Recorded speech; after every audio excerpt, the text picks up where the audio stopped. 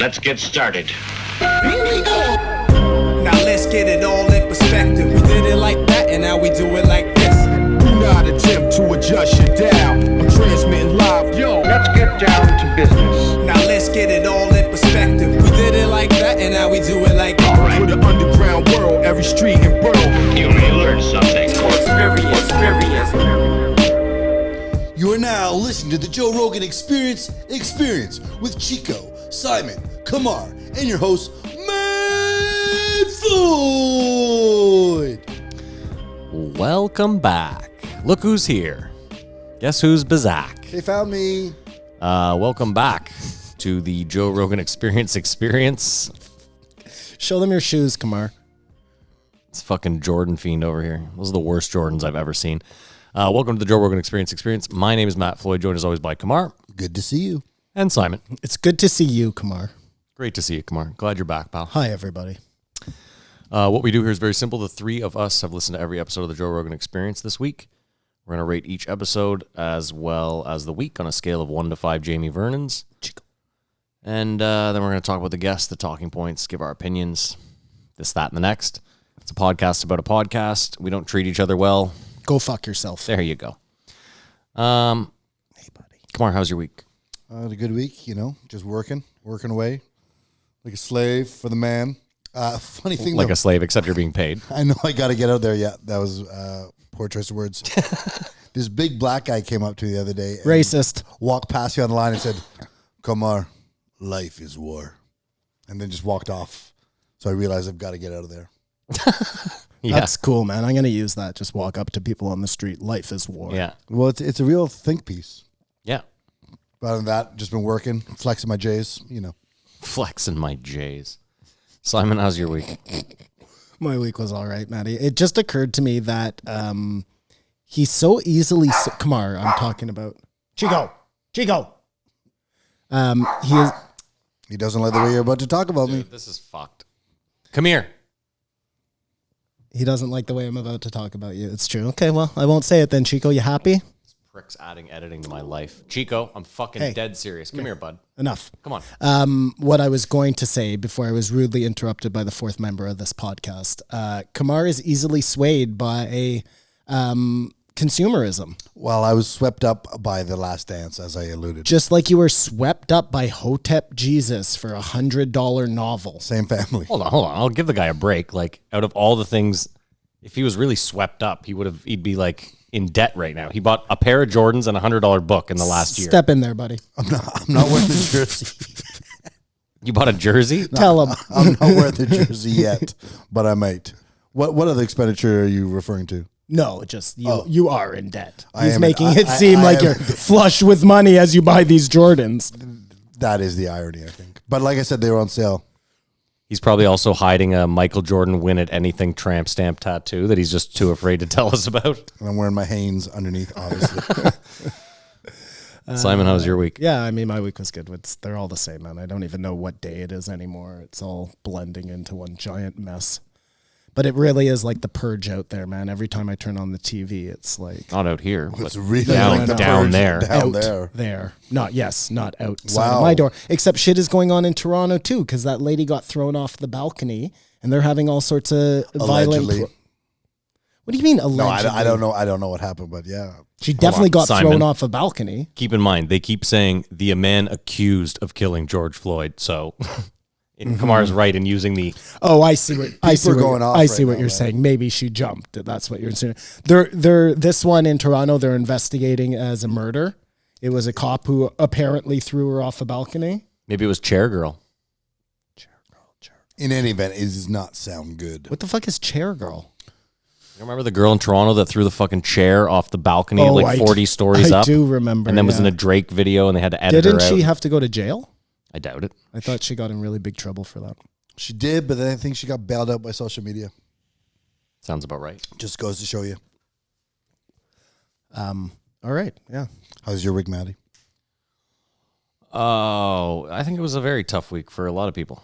I don't know. Like you said, it's tough watching the world burn. It's burning. Yeah. I don't know. I mean, we spoke Friday, for those that aren't on the Patreon and Get on the Patreon. Why aren't you? No, I don't care if you are or aren't. We spoke briefly about it on Friday when we recorded. I don't know. And things have escalated so much since then. Yeah, there's a lot of for sure. layers to unpack at this sure. point. And the problem now is, all the theories come out. Like it starts to lose its Forget the theories. the validity, I don't know if you guys saw the NYPD run over like 50 people yesterday. Slowly. Run over. Slowly, you saw it? Well, they weren't Charlottesville, but I mean, the shit's gone. I've seen some crazy Come stuff. Did you guys see I'm sure you've seen this. It's the video of the guy with the black umbrella, all dressed in black, in front of the auto zone. And he's just walking up. He's got a little tiny ballpoint hammer and just so calmly just tuck, tuck, tuck, breaking every window of the thing. And then somebody runs up and like, what the fuck are you doing? And he just walks away around the corner back into his car and takes off. So if you don't think that shit is going on, and this is not at all taking away from the actual, people standing up for what they believe in, but there are fucking piles of bricks out there on the street. I don't know if you saw that footage. Okay, so you're suggesting that there are maybe powers that be that are taking advantage of this situation to get people to fight like they always do, man. This is like fucking textbook. I mean, I don't know if really you makes shit convoluted. I don't know if you saw it, but during this pandemic, the billionaires of the world have made an additional $434 billion. Dude, this is what we've been fucking yelling about for the last 2 months. From the mountaintops. Why is Walmart open? Why is Amazon winning? Like, well, the best is this girl tweeted, because that was a Twitter headline, like U.S. billionaires have made and this girl commented, "Oh, that's the looting everyone's talking about." That's a real looting. it's just a different kind of looting. I mean, it's fucking, listen, the States is very close to a tipping point. Oh, no, for sure. But I've seen some really, think it's tipped. in this whole thing, you see some really like goodness. Listen. And I know it's hard to find in the whole thing, but like, did you see the footage of that? The guy must be like 300 pounds, all muscle, this huge black guy, and he's standing in front of, I guess, like the door to Target or somewhere like that, and there are people trying to go in. He's just like, nope, beat it. Nope, beat it. And there are like dudes arguing with him. He's just like, nope, you're not going in there, Yeah. I mean, listen, if you saw what happened in LA yesterday, they went right to Fairfax and they looted Supreme, Huff, Okay, Round 2. I'd rather see that. I'd rather see them go and loot the people who they're angry at than destroy their own neighborhoods. You know, a Target is not their own neighborhood. Like, the Target might be in their neighborhood, but I don't think they look at it as like a member of their fucking. But it is. It's a place that gives people jobs, that like pays business associations and all of that stuff. You know what I mean? Like, I get it. It's a mass corporation, but like, head down to fucking Simon, Melrose. My point to you was that, okay, so like Sean Witherspoon, for example, he's just a dude who started a shop. It's a vintage shop. So he spends all his weekends at the swap meet in LA buying up vintage shit and selling it at his store. And like, again, I don't think that guy's part of the problem. Oh, of course not. My point, though, is what you were saying the other day. You were like, well, these people are out here looting and rioting. And I was like, well, I understand their anger. But I mean, when it starts turning into everyone just wanting to steal Jordans, we're not fighting the good fight here. Of course. Yeah. Especially when good people are paying money for Jordans. But I'm just saying, I'm not sitting here. There are shitty people out there that are in this fucking thing right now. I get that. But there are a lot of people that are just angry at the situation and they have nothing. Totally. They have no other way of expressing it. So. Totally. And the people in the media, and they're just trying to make them more angry. Like, it's not... Oh, you saw Killer Mike yesterday. What an amazing speech, man. What a fucking amazing speech. You know what bothered me? The only thing that bothered me about that speech, and it wasn't on Killer Mike's end at all. It was whoever was running the news van, whoever was in the van. It said Killer Mike activist. Yeah, that was weird, eh? If you want to say activist, that's fine, because he is that, but he is also very much a rapper. Well, and he's a rapper first and an activist second. Sure, but my point is I feel like it does more for the community to put up rapper activists, to let, not even for the community, but to let people who don't know that rap has positive, you know what I mean? Like, let shitty white people know, like, hey, this guy raps. So just because you think that everyone who raps is rapping about money and clothes, like, this guy's out there trying to fight the good fight. But yeah, Mike, that was tough to watch for sure. Like, seeing him come out there in tears and Well, because I don't know. I mean, the feeling I got from the whole thing was that he wanted to go out there and tell them to let it burn. But he has this social responsibility where... Well, he started by saying, I don't want to be here. Yeah. Well, I wasn't even going to be here. I have no desire to talk to you people. I'm at my wit's end with this shit. There's no, But burning isn't the way, right? No, I mean, listen, it is not. We said it isn't, but Kamar, you and I both spoke about, like, MLK spoke about non-violent protest, and a white man shot him. But I mean, the thing has got to be more of like a financial protest, whether it be stop paying taxes or like. We can't. They'll just lock all of them up. That's what they want anyway. Listen, don't get all fucking crazy on me here, though. This should be a cop brutality thing, not a white-black thing. You know what I mean? It's the people we should be angry at are the establishment of power. Like, listen, white people do get killed by cops. Poor white people, right? Like that happens. The cops are the bad guys here. Okay, but the amount of that cop is the bad guy here. Okay, but the amount of poor white people that get killed by cops, like, listen, just because you get killed by a cop too doesn't mean you weren't in the fucking wrong. Let's keep that in mind. There are people that get shot by cops all the time that have a gun, that have a knife, that are approaching. Now, keep in mind, I think there's a lot of times when you're given a bat, mace, a taser, that you could go with the non-lethal option. That's just me. I'm not saying that every cop shooting is unjustified, Simon, but I'm just saying we've seen it a million times where a white person kills 23 people and they get quietly escorted out in cuffs. And a black guy writes a $10 check that bounces and he dies on the street on video. So you can sit here and say it's not a white-black matter. I definitely think it is. And I definitely think the police in the U.S. have an underlying racist... I didn't say it wasn't a white and black matter. I said it shouldn't be a white and black matter. This should be everybody just enraged that this guy in power, no matter who it was, but no matter what color the person was underneath that knee, sure. That's the part that like everybody should be enraged about, whether you're white, black, Hispanic, whatever, you know? But Simon, most people are enraged. The only problem is the people that seem, the group of people that are the least enraged are the whites. Because half of I don't know. All these riots. Hold on. That's not what you missed my point. I get it. 50% of white people are out there obviously super pissed. But come on, you have to realize Donald Trump just didn't get voted in by people like me. And let's get on that for a second, just before we start this actual podcast. I know you're going to be silent on this. That guy is a piece of fucking garbage. What when the looting starts, the shooting starts? Oh, well, aside from that, listen, just the fact... I don't think that's anything. You don't think that's anything? A president coming out saying, you guys loot, we're going to start shooting? I think... Did he address that a black man was killed by a cop? I think that's where he's getting a failing grade, is trying to say something that is calming people down. Yeah, but that's because he can't... Listen, if you can't... He's a racist. And if he can't muster up even fake caring right now, which is like, get rid of this fucking clown. We'll see. I'm telling you, he gets reelected and they will burn the fucking country. They better burn the country to the ground. I don't know what Joe Biden would do. Do you think that him being on Charlemagne before this, like, that's a huge coincidence, right? Who, Joe Biden? Yeah. Of course it is. He went on and this, yeah, of course. Maybe it isn't, but. What do you think?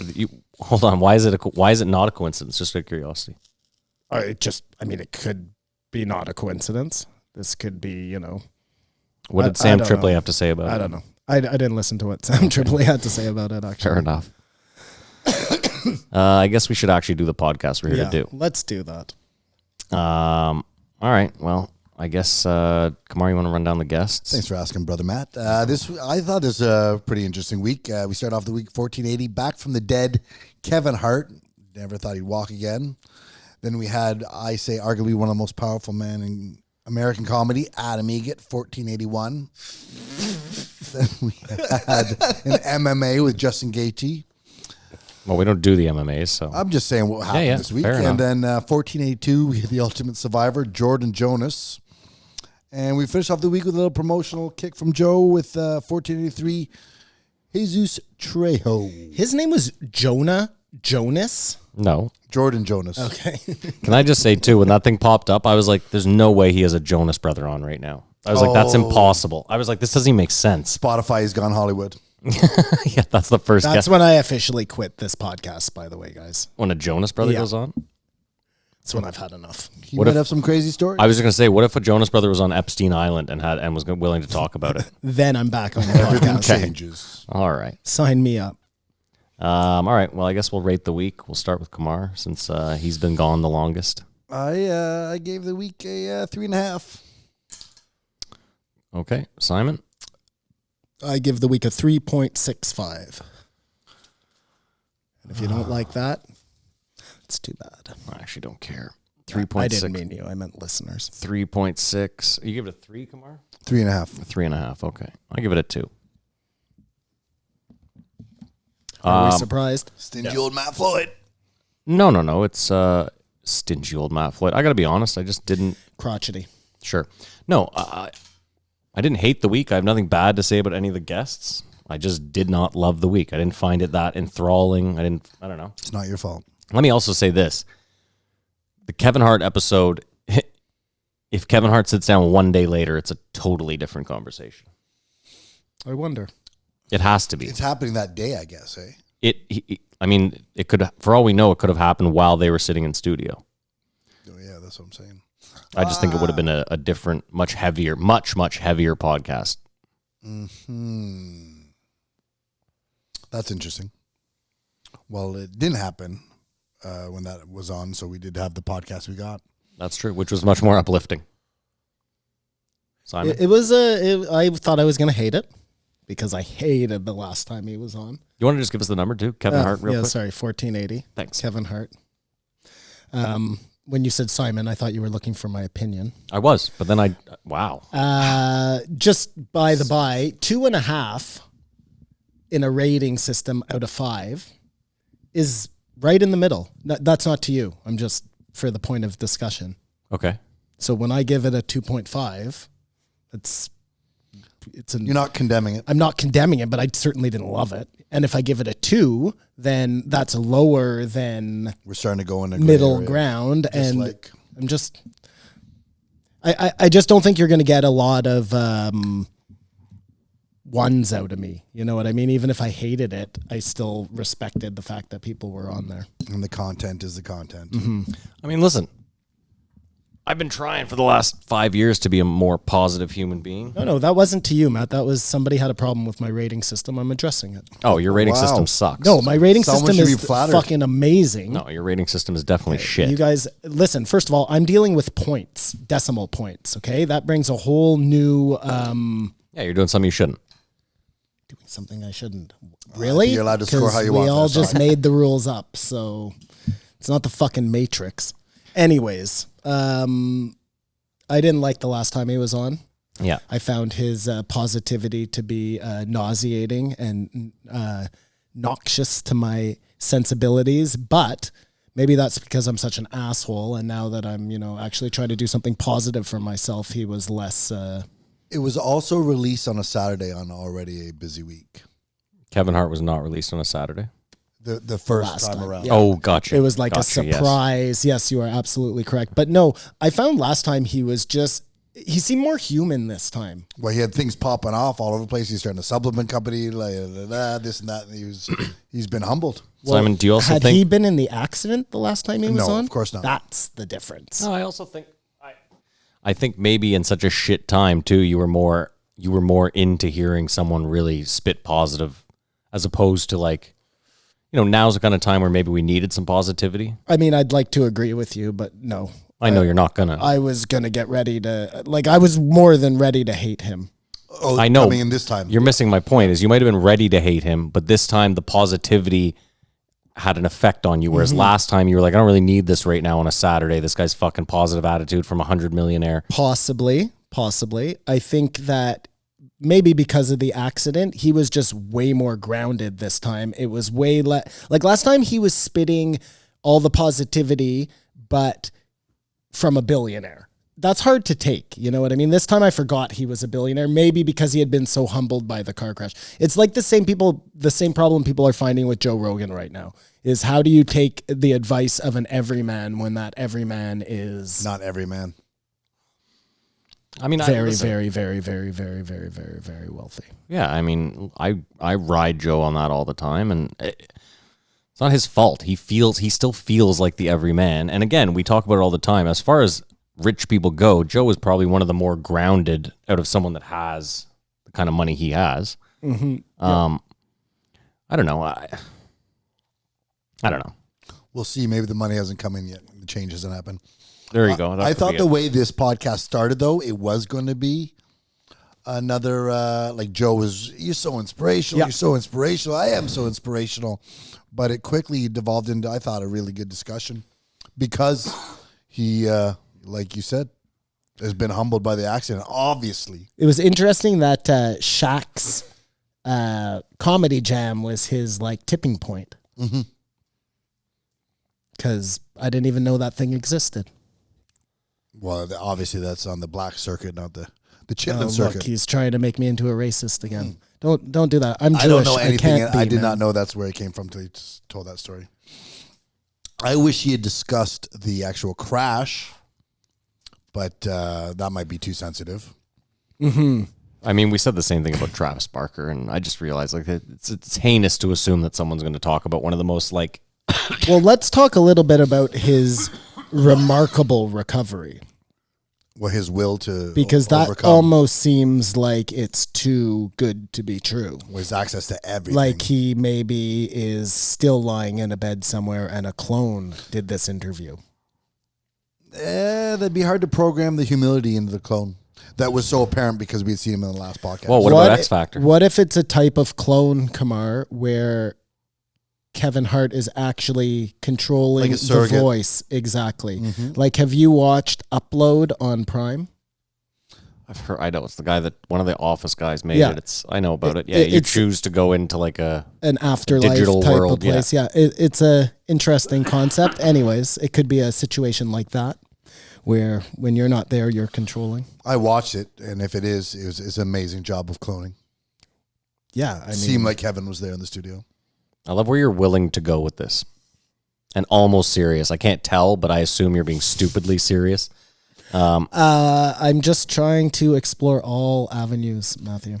But you start with this could be a clone of Kevin Hart. That's the first avenue you go down. I mean, that's How about probably this, a Simon? far stretch. How about this? The same thing that got Kevin Hart to the top of the game is probably the same thing that got him to recover quickly. I think so. You are a dedicated, super driven human being. And keep in mind, too, it's not like he picked up this drive last week. So it's a natural drive that's within him. And that's kind of what I wanted to get at is my problem with Joe or successful people is that they assume that everyone else has that makeup inside them. I'm not convinced of that in my life. I'm not convinced that everyone just has it in them to be incredible. Of course not. Look, like we kill ourselves on purpose. Did you just do a TikTok thing? No, it's like me. Look at me. Oh, fuck. TikTok when he's dancing. Case in point. You know all their stupid dances. Renegade. Yeah, case in point. Exactly. Thank you. No, I just like you could, I think that there are people out there that truly try their asses off every day. And maybe they read every Tony Robbins book and they watch all the uplifting shit on YouTube and they have all the fucking meme posters around their wall, like perseverance and Hang in there. sure. And that person just, maybe it's luck, maybe it's kismet, call it whatever the fuck you want, but they just might not make it anywhere close to where Kevin Hart is. And Of course, or you'd see a lot more fucking billionaires. I mean, I agree, but it's the same thing, that got him out of that bed, I think.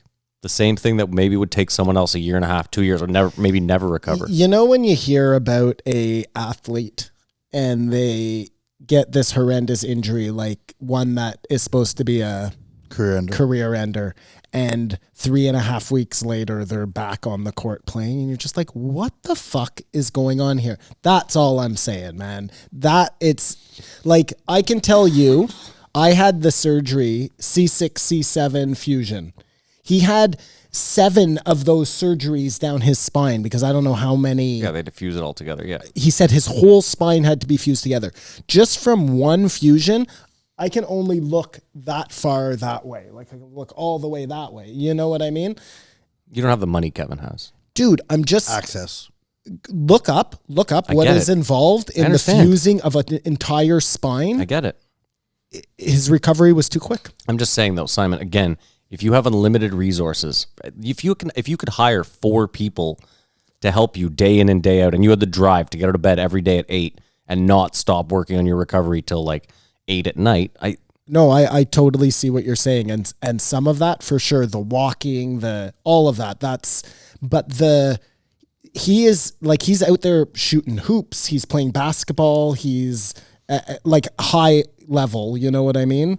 I'm telling you, like your spine there, some things, no matter how much money you have and no matter how many people you have working with you, when your spine is fused, you can only go a certain distance. Like that's what it is. We talk about the difference in people all the time, and maybe there's just something in Kevin's body that recovers faster, or that let him, maybe it was a mobility or flexibility, that he had before. You know what I mean? Like possibly.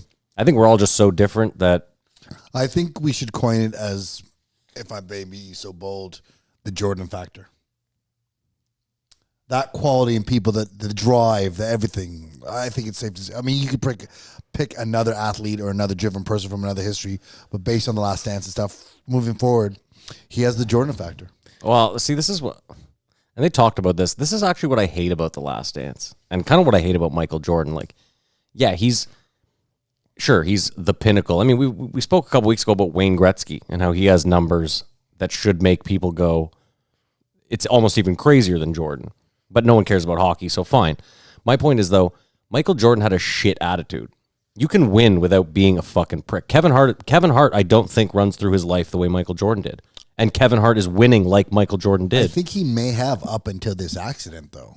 No, man, if you hear Patrice O'Neill tell old Kevin Hart stories, he just sounds like the nicest dude in the world. The only difference I'm going to point out there is the team. I think the team, when you have to have a team win with you, and you're like carrying and having, that's different than working on your own. And that's why single sports are so different than team sports. But hear me out. He kind of touched on at the end talking about Chappelle as well. In a way, he has a team.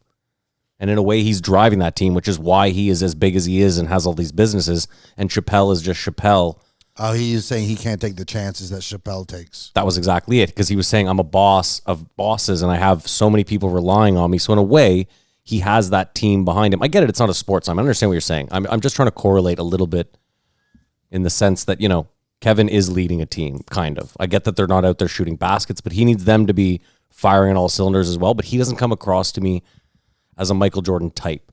I'm still going to try to go with the Jordan factor. Fair enough. Well, you bought the shoes, so you have to. When I reference moving forward, you know what I mean. I wonder, with what Kamara is saying, is how different is he now after the accident? Like, look, a life and death experience, there's no greater, humbler, right?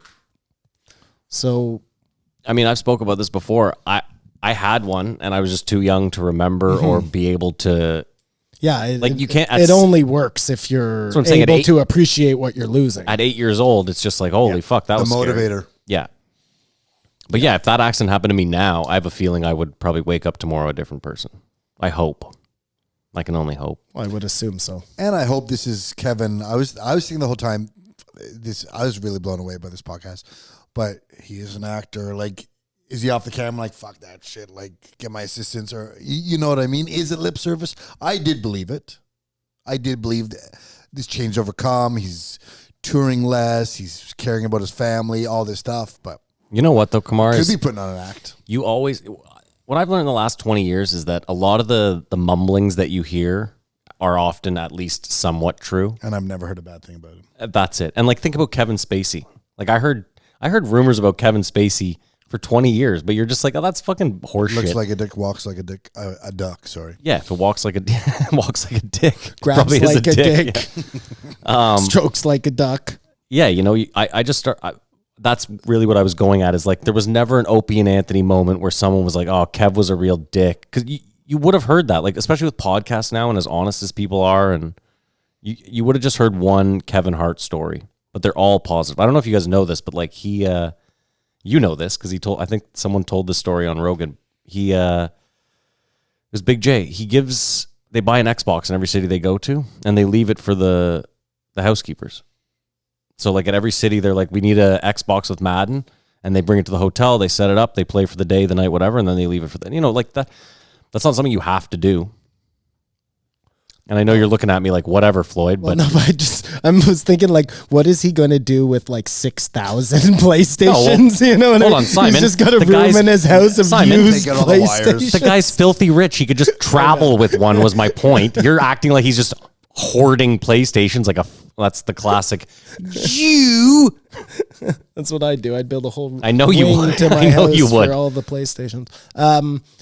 I'll tell you how you know this whole fucking system is broken, though, because when he was talking about how he's taking the time during the pandemic to learn about stocks, Yeah. guaranteed he's made like $1 billion during the pandemic just from, when you have the money and you can play around. It was the right time to do that. Then I started thinking about like what my son gets taught in school and how he hates school so much. But if they had a class that was learn the stock market, and you could leave that class and literally turn your knowledge into dollars, like think about how that could change the world. Just teaching kids the stock market. Like, look, the stock market probably isn't a great thing. The world would probably be better without it. I don't know. But if it's here, why is it only the 1% rich white guy? You know what I mean? Why aren't they teaching how to play stocks to middle America or lower income? The problem is the people you get to teach it are in the stock market. Because I remember, Not necessarily, like grade Kumar. 7 or grade 8, I I went remember to this, school. Kumar. We did and the there mock. was a day where you do the stock market. It was for my the whole favorite day. fucking Yeah, day well, there you go. ever, So you did learn man. the stock market. But you didn't. All I learned was a way to win pizza. Do you know what I mean? It was never. No, I'm telling you. I just told you that was my favorite day remember of the the day year, and I still don't know how the stock market You bought works. stocks, and then they'd post these mock news stories, and then certain stocks would go up, and like, oh, that detail in the news story meant something that you had to pay attention to, that you had bought that stock. Well, perfect example, Kamar. I've never bought a stock in my life until last year, where I decided to buy Aurora, the weed. I did a lot of research, nothing to do with stocks, only to do with the company, and I figured something out in my head that I thought was right. I had a chance to sell that stock and A make profit. about $5,000. Instead, my idea was to hold on to it, which is ridiculous. The stock went down to, it was trading at a penny stock for a while, and it was such a collapse. Anyways, I go to look at it the other day, and it's at $20, and I almost threw my phone through the wall. I was like, holy shit, I'm actually going to make... And then I look a little closer, and it's like, it split, and then they readjusted the value of the stock, so where I used to have $10,000 worth, now I only have like $2,000 worth. My $2,000 is worth $20. Like, I still made $0. I lost all my money. My point is, I didn't even know that was a possibility, and I own that stock. you Do need to know what I learn mean? more. Again, just to go back to where we started here, valuable knowledge my son could have. You know what I mean? I mean, Like, Kamar, if I think about it though, like I'm kind of with Simon. As much as I loved that day too, but we had one day of that a year for like 2 years, right? And like Simon said, it wasn't like a constant. This is the thing. If they had taught us once a week, even just once a week leading up to that thing, let's say for 20 weeks, so you had one class a week where you learned about the stock market, like Simon's saying, you retain some of that knowledge then, and you actually use what you've learned in a... Totally. The way they did it was just like Simon said, it's just, hey, Even better than that, Matt. Why don't you have that thing and then you say, now everybody go home, take $10 or whatever, $1, and make a real world investment. You know what I mean? And some of those are going to pay off. Like there's going to be learning just through winning and losing at that. But what's crazy is what they could do now, and I mean, Simon, you should maybe go to the Cash App with this. They could teach kids using the Cash App. Because here's a free plug for them, who's not a sponsor of ours, but you can invest as little as $1 in any company you want. Dude, they're already giving away $10 to each person if you sign up. Yeah. or $5 to each person Exactly. if they sign up. You can't get the Cash App in Canada. No, I know No, you no, can't, no. but what we're saying is like in the States, for example, you could teach kids right there on that For- alone. Forget the Cash App. Don't give them a free plug. But to Matt's point, like have a any plug. Okay, fine. organization that wants to get together and make this happen could do that. Just hear me out. I only use them. I'm not trying to give them a free plug. It's just because I know that on that site in particular, you can invest as little as $1 on any stock. So for me, I was like, I'm sure there's other things out there. I just didn't research them before. that's a good jump off point. Because if a kid can say, okay, I have $20, you can even do that. You say, okay, this is the year's project. Everyone starts with $20, and at the end of the year, whoever has the most money gets a prize, or you know what I mean? Like they should be working backwards in school. Now that I'm thinking about it, I mean, the people who are setting up the programs, they should be going out real world and saying, okay, how are people making their money? Now let's work backwards to teach that. Well, that's not the actual problem, Simon, is that the world moves too quick now, so that whatever we're teaching kids, actually 10 years from then is probably going to be fucking obsolete. What were we just talking about teaching kids? Stock market. Stonks. Well, that's a really good Stonks. example, okay? I agree with you, Matt. We can't get involved with teaching kids podcasting because maybe that's not here in 5 years. I'm just taking something. Sure. But the stocks have been around for a long time. There are certain things that are a fabric of our society that only a small percentage of the populace are benefiting from, and that's because of education. But Simon, I could argue that in 10 years, your stock knowledge won't mean shit because it'll all be done by algorithms anyways. Most of it is done by algorithms right now. Most of that trading shit is done by, I mean, there are still day traders, of course. If we look at everything like that, then what's the point of teaching anything?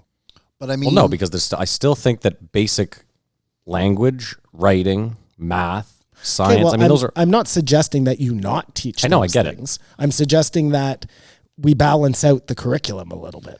definitely back then, 30 years ago when this was happening, the access to information, you have to bring someone a lot closer to water. But now, I mean, you get your kid stock for dummies now. I mean, the information's there, so... I mean, the real problem is this. School should inspire. The real problem is this. 30 years ago, if you asked 50 random kids what they wanted to do, a lot of them had different answers, varying answers, and a lot of them were real life jobs that brought stuff.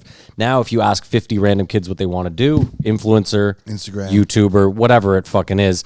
So we have a problem now where 30 years ago, what they should have done was like after grade 8, once you get into high school, they should have really figured out what it was that you were good at and what you wanted to do, and figured out sort of specialized schooling. So like if you knew right away, I want to work with my hands, I'm really good with my hands, then maybe less on the, the bullshit trigonometry that you're never going to use, and maybe start teaching that kid again, we've talked about this a million times, shop would be great for kids.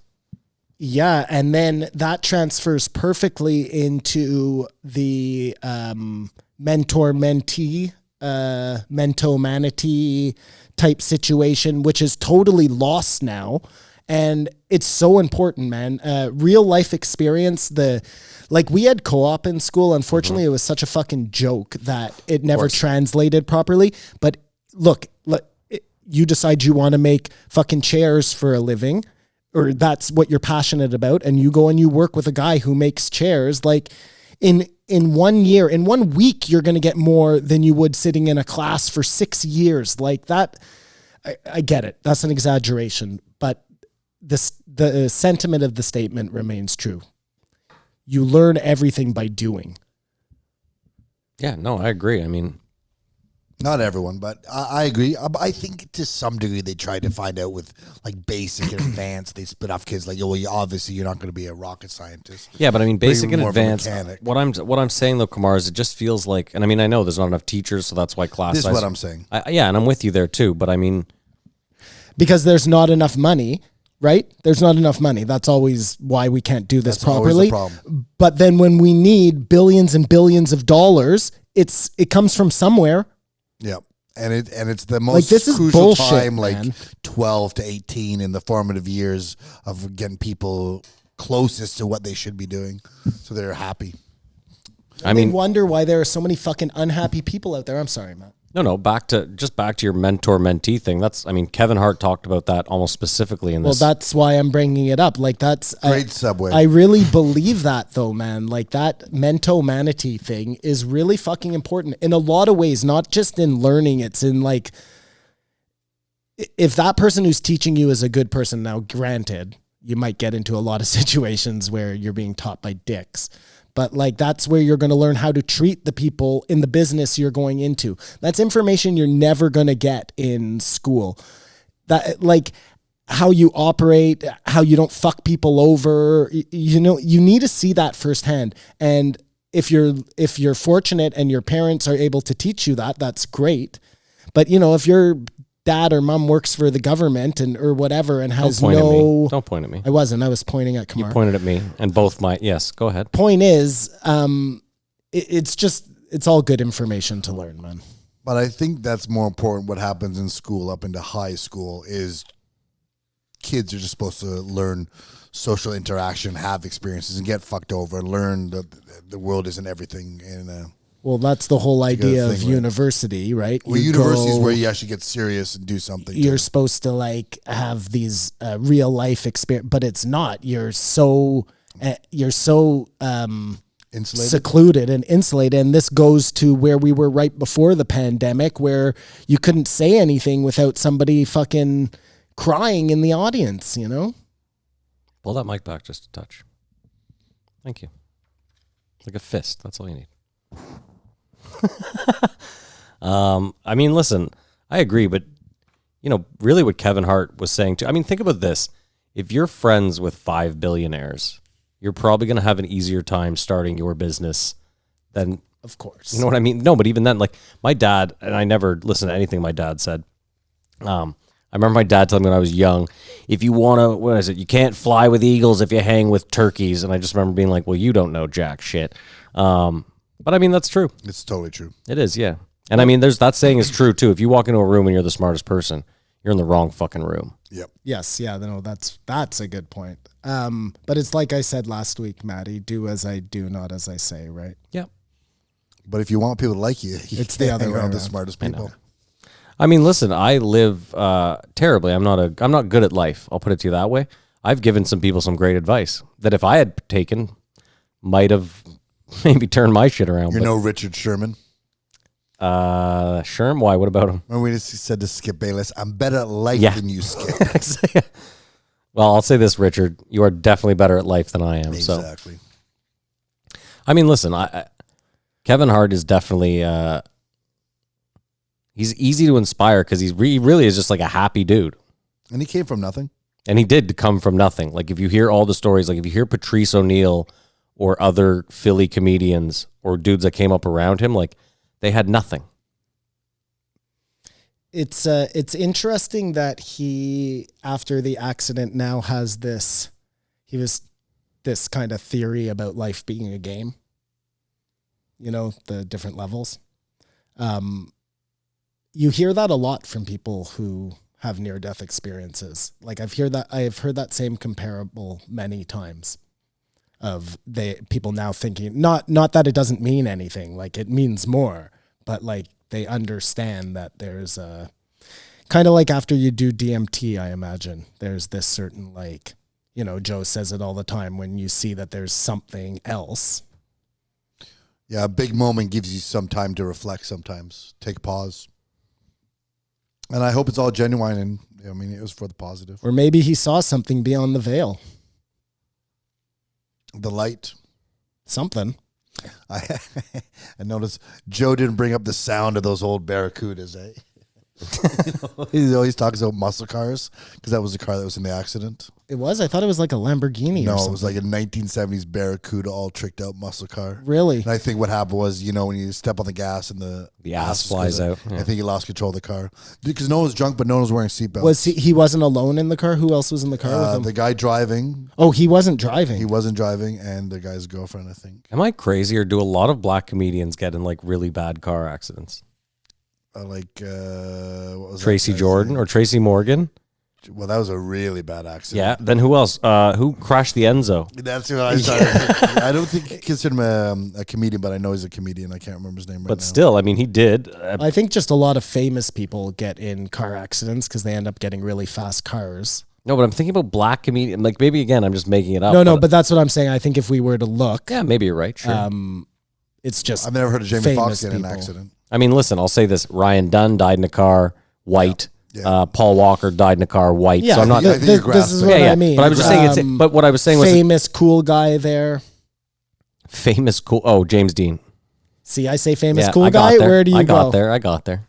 Sorry, I just didn't know that I was 96 years old. That's all. And yet he's the Michael Jordan of James Dean's. Okay. Danny Heatley.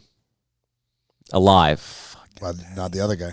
Yeah, what was his name? Do you remember? Dan Snyder. That wasn't his name. He will not be forgotten. I think it was. It wasn't Dan Snyder. It was Now we have to look For it up. memory Yeah. of those. But that's terrible that we can't remember what his name is. it's the worst because as soon as Kamar says it, we're all gonna be like, yeah. It's like I was listening to something. It's dude, his name. It's a big name hockey player he killed. No. It wasn't. It was a young up and coming guy. Are you sure? Yeah. They were like best friends. They were both rookies.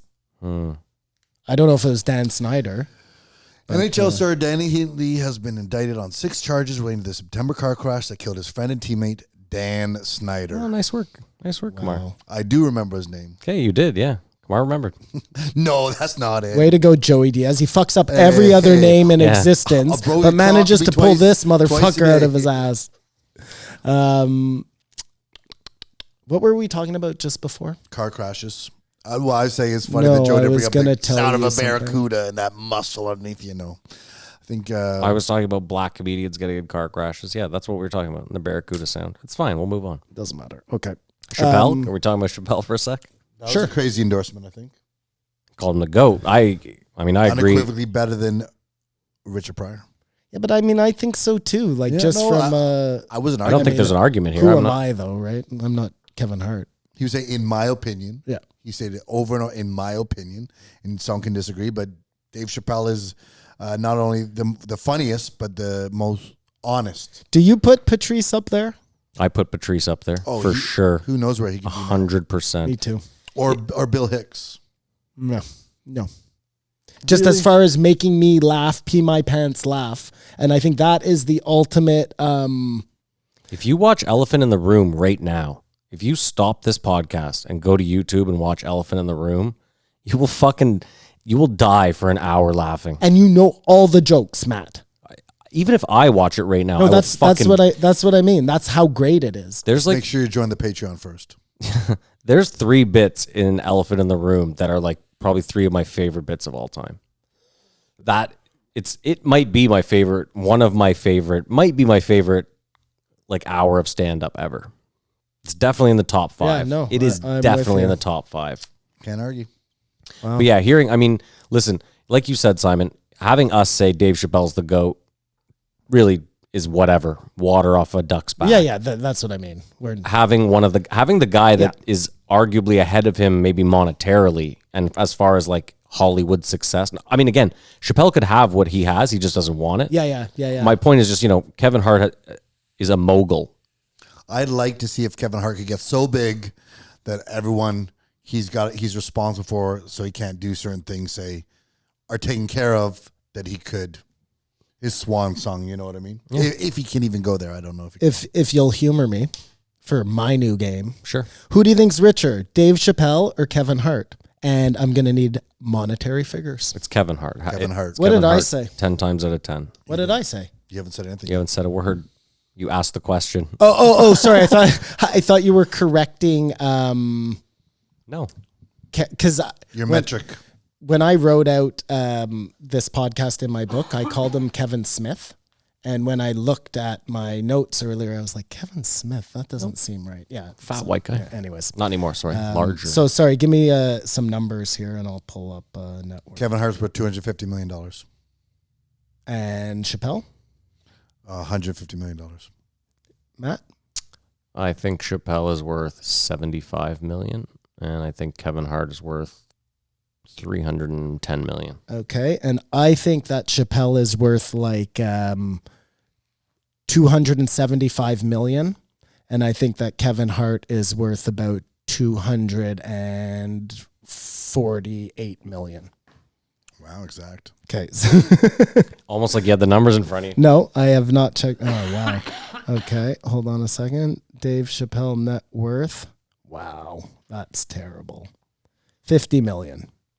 I was off by 100. I said 75. And Kevin Hart. Dude, I have so many half joints in this fucking ashtray. I don't even know which one I'm smoking It's a from good problem today. to have. Kevin Hart net worth is 200 million. I was off by 50 million. I was 100 million off. Wow. Why did I think Chappelle was so rich? Well, you think Not okay. the movies he hasn't done. you think about it like this. Chappelle got $100 million for 3 Netflix specials. So that's what you're thinking. But what you're not thinking is he pays tax on that. He has an agent. He has a manager. I was just kind of thinking private planes, all of that shit. But I think he's Dave Chappelle, and I think he gets I think he uses a lot of other people's private jets, to be completely honest with you. Also, a lot of those famous guys have timeshares.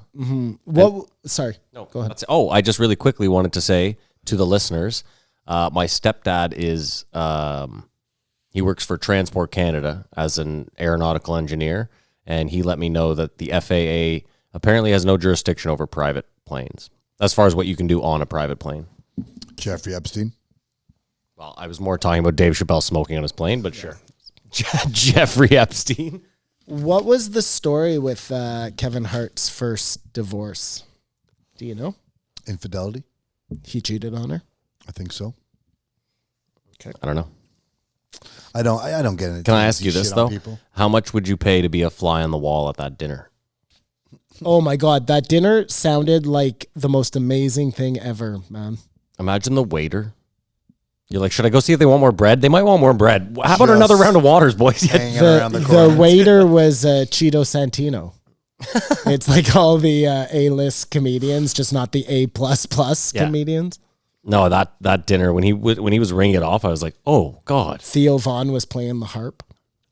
Imagine being Sounds like The Last Supper. Imagine being Chris Tucker at that and being like, oh, I'm the worst one here. Not that funny. Even then, though, he said, what did Kevin Hart also say about Eddie Murphy? He's like, Eddie Murphy is, like, in conversation, one of the funniest He's people. got to be. Well, even we could tell from the comedian's cars. Of course. That Eddie Murphy is everything you think he is. I like the Jeff Bezos story. I thought that was funny. I thought that was funny, too, yeah. He can tell a good story. And He's a even comedian. when he told about, that's the thing he's always on, about him crying, the cry he had when he got home. Yeah. And I laughed. So Joe still hasn't watched the Jordan documentary?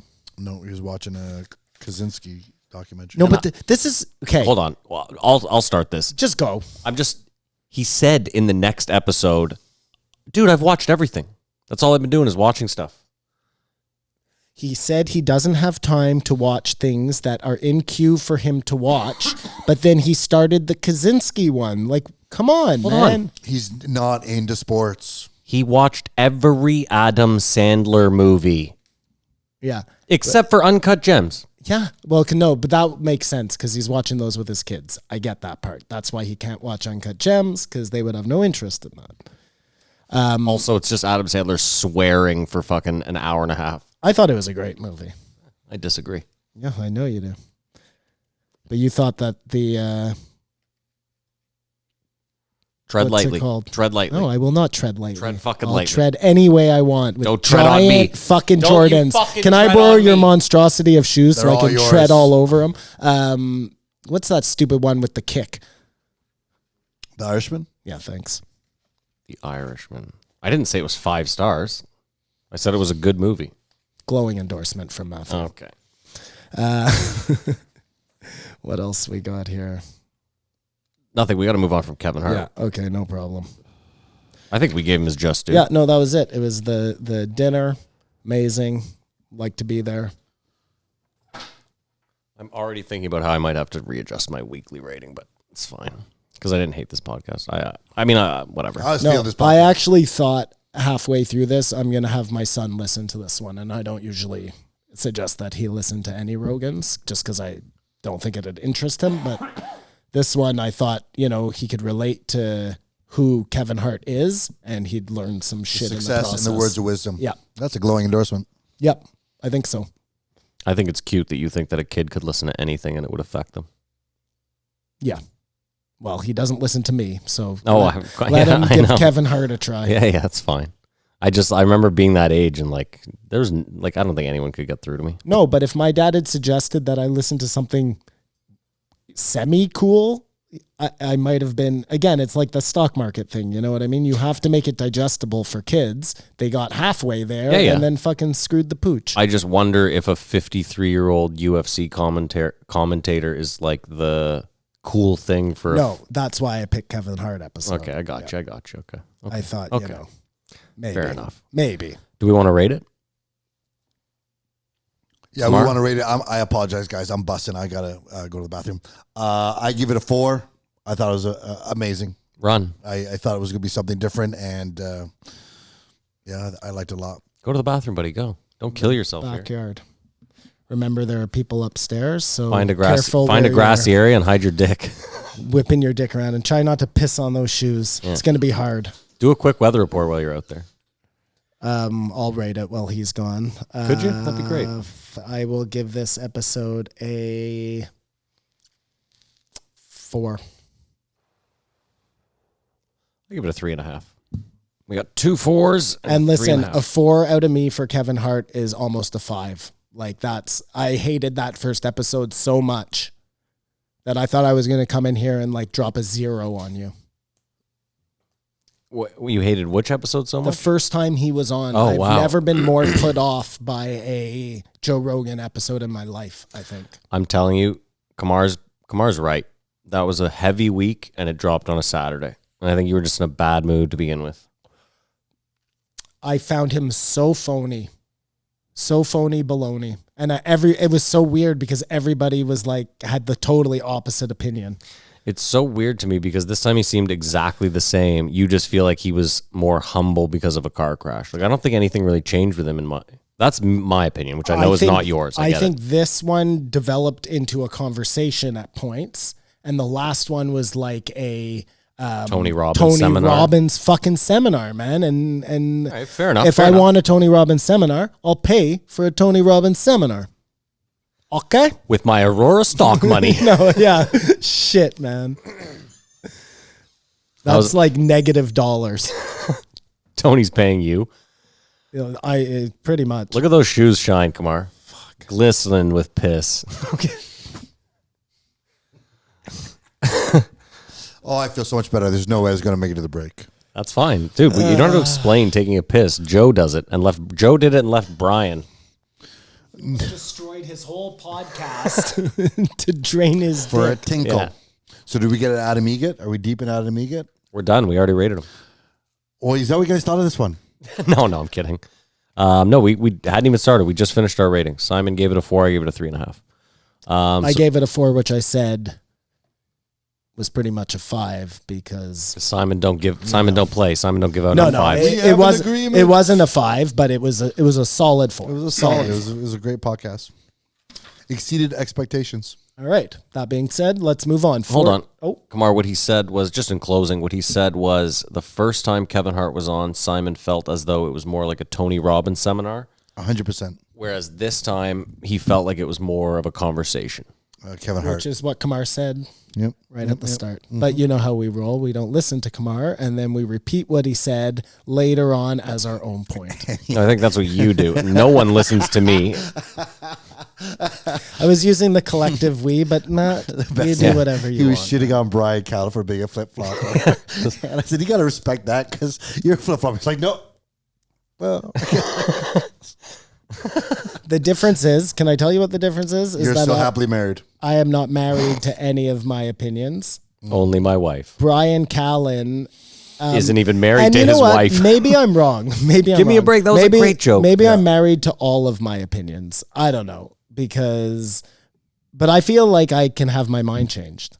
And Brian is fucking unflappable until he decides to be flapped. We've got to know what he's doing behind closed doors. The only problem with you, Simon, is there's only certain people who can change your mind.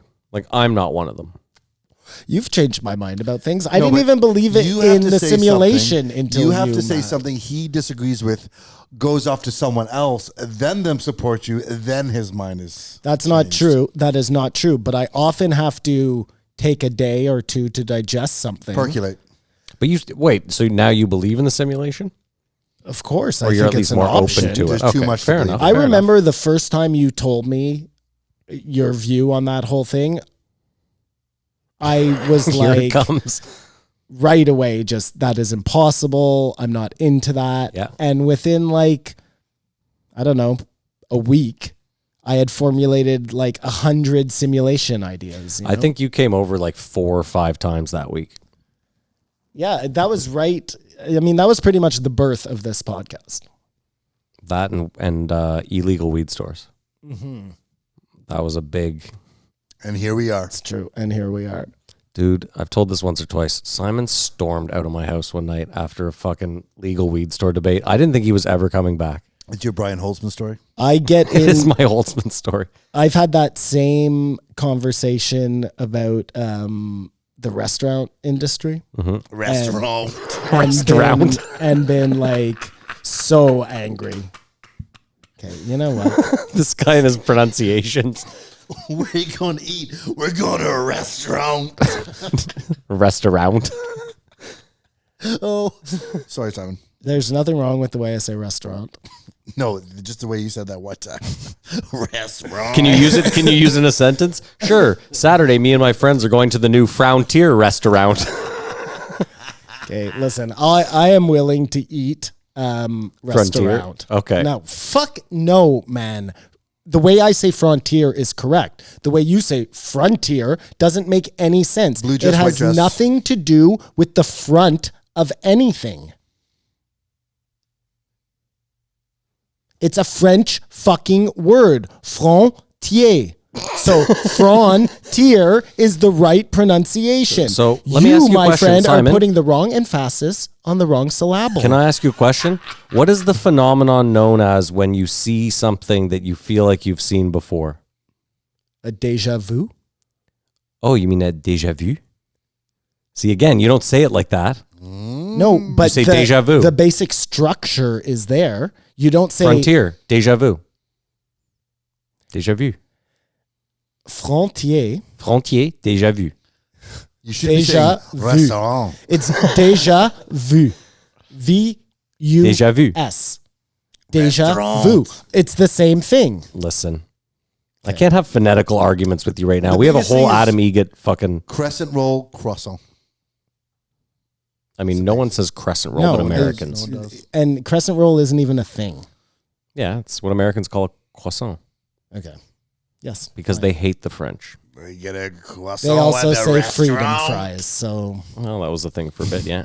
okay, let's move on. We're not doing this. Well, can we name the episode that we're doing now? 1481, Adam Egget. Adam Aget.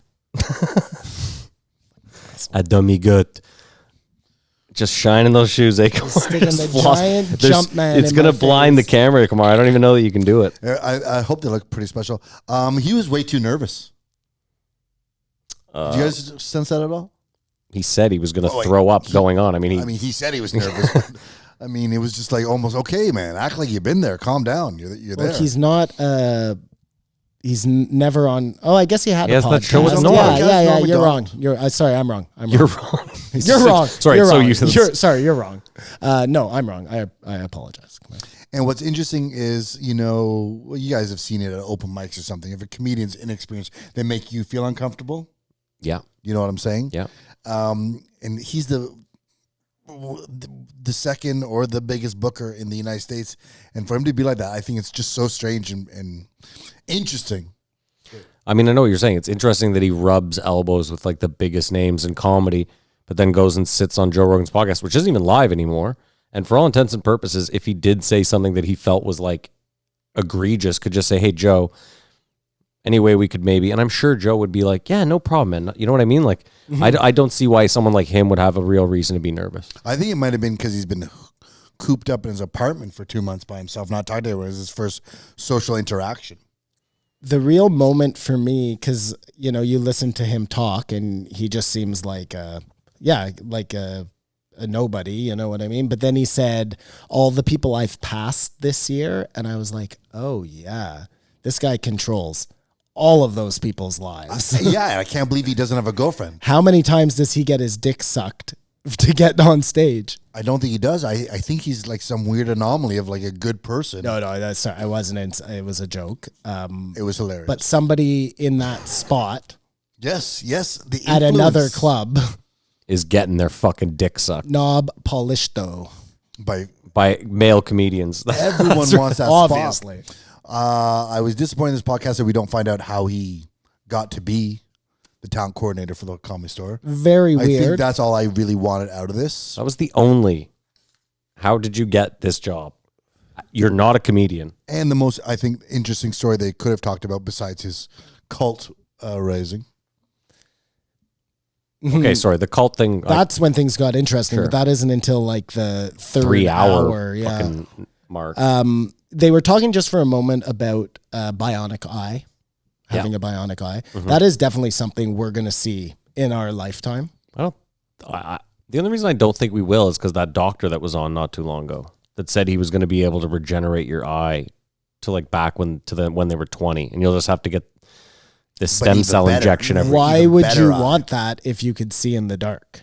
You know what I mean? Or see 10 miles If you away. have an option, or be able to do that, to your eye. Think about that, man. Like just Yeah, but what I'm saying just is working on the iPad, just Sure. from a guy who used to only paint physically, let's call it, to now working on an iPad where you can expand out to work on the tiniest detail. I'm getting older. Like I can feel my eyes failing me. Yeah, but Simon, like we've talked about the new products that are coming out, like the Apple Glasses 10. You might not have to put in a new fucking eye. You might just be able to put on a pair of comfortable sunglasses and have all those capabilities you just said. There's nothing like The eye is cooler. It's. okay from like a fucking cyborg standpoint. I sure, think but, you would get it if your eye was damaged. But this is my question: is if you can get the stem cell thing for cheap, and you can get a pair of Apple glasses or Google glasses, whatever, for also cheap, I'd rather go that route than going to a doctor to remove the eyes I was born with. I think this also goes to what I was telling you guys on the right at the end of the last Patreon show, which you should check out if you haven't. Have you checked it out? Not me and you, I meant the audience. Is that us becoming more robot is gonna what makes it bearable to function in society. Not being disabled, you mean? No, As you age? well that will Like, help. will young people be robotic as well? Or is it I think you'll have the choice, and at first it'll be a money issue, like everything else is. But eventually it'll be like, would you rather it this way or that way? And then you're going to have two groups of people: the ones who want to embrace that, and the ones who want to fight that. And at some point, we're going to have the robot wars or would they be the cyborg Olympics? or something like that. Interesting. No, I think that super cool. Bionic eye. One of the things that, Joe was talking about when we talked about on the Patreon episode, I believe, how Joe can't believe that there's alcohol is allowed to be sold, but AA meetings have canceled. Yeah. And he brings it to Adam, and Adam goes, "What?" Like shocked. And then 5 seconds later, he goes, "Well, I've been doing AA meetings on Zoom." So it's almost like he acted. That reminded me, sorry, just No, go with it. I wanted to clarify my stance on that whole thing. I wasn't at all suggesting that AA meetings now should not be open. Now they should be open. Like as soon as they let other things be open, of course. What I was saying was, then how do you draw the line between AA meetings and people with psychiatrists? There are so many, or sex addicts, or whatever it is. Like we were trying to lock down. You couldn't have it every way. But even then, like, you can't meet with your psychiatrist. You can't sit in a large room 8 feet away from your psychiatrist. I don't see why they couldn't do that. Oh, okay. So fine. I guess if you wanted to have one-on-one AA meetings, we could have come to some sort of compromise there. Like I wasn't suggesting that they weren't important. We were locking down completely. It's sort of a common sense thing. It was once you say okay to AA meetings, you're going to have a lot of other people saying that my meetings are just as important. Simon, the point is we're letting people line up by the tens outside of a liquor store. So why not let people sit in the same distance area in a room and discuss their alcohol problems? That was because you were arguing that like if people don't get liquor, then there's chances they could really get sick. And all I was saying was, yeah, in the immediate, like in those first 10 days or 5 days of lockdown, if those people don't have their liquor, yeah, they're going to get physically sick. yeah, that's fine. The same way, if a fucking alcoholic doesn't go to his AA meetings, he might fucking pick up the booze, Falter. beat up his kid, beat up his wife. He could do all those things, but we had, like I was saying back then, we had to make decisions. Like not everything could be open. And they made the decision. Listen, after a week, it wasn't as bad, I wasn't saying that they shouldn't then decide. And they did put them on Zoom. There was something. It wasn't just nothing. Yeah. Listen, our argument was one of semantics. None of us. Are you still in AA? Not really. Okay. I don't prefer the Zoom things. I don't feel. I'll go back once they start up. Yeah, that's fine. You're not drinking either, so it's not like a big deal for you. No, but it's good to check in and stay honest. That's it's fine. Not a moment like Kevin Hart. What I'm saying I is think you they're don't feel positive. like you're slipping off a cliff because you're not going. No. Well, there we go. So that was my point. He was also only going to whatever, a meeting a week. There are people who go to meetings every day. There are. And those people that I see upset me. Yeah. Sorry. Okay, let's get off of that for a second. I want to just go back to this bionic eye thing, because the reason I even brought that up in the first place was because Joe said something that was like a foreshadowing moment in time. He said Dan Crenshaw is going to be the first president of the United States with a bionic eye. And I was like, uh-oh.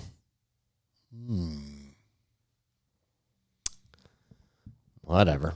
I don't think it's out of the realm of possibility.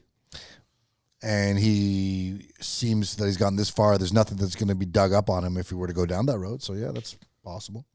Umbrella Academy 2. Coming out. Yep. Got the inside scoop. Very, very pleased with that. It was interesting when he told the story of Mitzi, how she would put enemies up one after each other or couples up one after each other just because she was... It's almost sort of twisted. She wanted to It's get almost the sort of reaction. twisted. But it seems like that hazing idea. You know what I mean? Well, her whole thing kind of seemed Tough like... love and yeah, all well, those of course. things. Look at what she would do to Joe. But she thought deep down, this is what it takes to make you better. Well, it obviously did. Look at the fucking comedians. Look at the she murderer's made. row she's Like, created. I'm sure you're seeing people coming up who are younger, who are like, well, that's not fair, and I should be treated. And Of it's course. just like, I wonder if Adam does the same thing this is my big problem because with this he podcast learned from her. is I'm sure there could have been no, he did not learn from her. He didn't? It was Tommy came after Mitzi. Oh, that's right. and Yeah. Tommy was A piece of embezzling shit. money, Yeah. a real piece of shit. Well, he chased Joe out. the type of character that you think would be this overlord of the comic store. Again, why it'd be so interesting just to find out more of his origins to get there. Well, but that would make sense. Was he ever like close with Mitzi then, or was she already like kind of mentally gone by the Tommy? time? No, Adam Egat. I don't know. We would have learned that through this podcast. We would have thought. But just when they were talking about comics who are like tired routines, we had the people, they could have thrown a couple people on the bus, I think. You know what? We always shit on them for this. It's like, I'm sure there's times where I can't tell you how many times I listen back to our podcast and I go, how the fuck did we not touch on this thing? And I bet there's times where listeners are like, how did they not discuss whatever big ticket item? And like, I'm sure, where we're sitting here, like, how are they talking about Aliens 1 on fucking Blu-ray and we're not getting to where this guy got his job from? I mean, But what did you just say? Because that wasn't the point you were. They could have thrown some people under the bus. Oh, throwing people under the bus. They can't, man. He can't use this platform to let people get fucking petty. It'll turn it into a circus. Unless it's Carlos Mencia. Unless it's Carlos. And even then, they sort of, And Joe is pretty fucking diplomatic about that, in all fairness. just like he's diplomatic in not discussing Spotify at all. About how he used to shit on them. Or just anything more. He made the announcement, and now it's sort of like, Well, I think once he's on there, that's when they'll start discussing it. I think people try to ask. He doesn't want to talk about it. I think the bigger you get in life, the bigger the bridges are that you can potentially burn.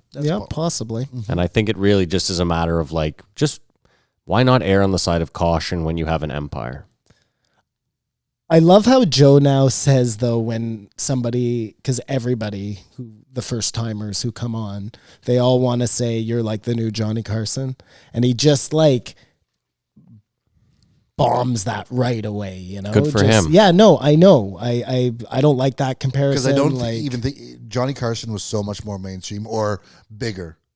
I think that's one of the ways he doesn't see but the I think comparison. he also looks at it like it was so contrived and like shticky and I think the one thing it is the cosign, which is J-Ho's Jesus brought it up in his face as well. J-Ho's Jesus. Jesus Trejo, the last guest I of the fucked week. his name up, obviously. But the cosign. If Joe has you in the studio, it's a pat on the back. It's an endorsement. It's You know, speaking to this guy's nervousness, I thought about it.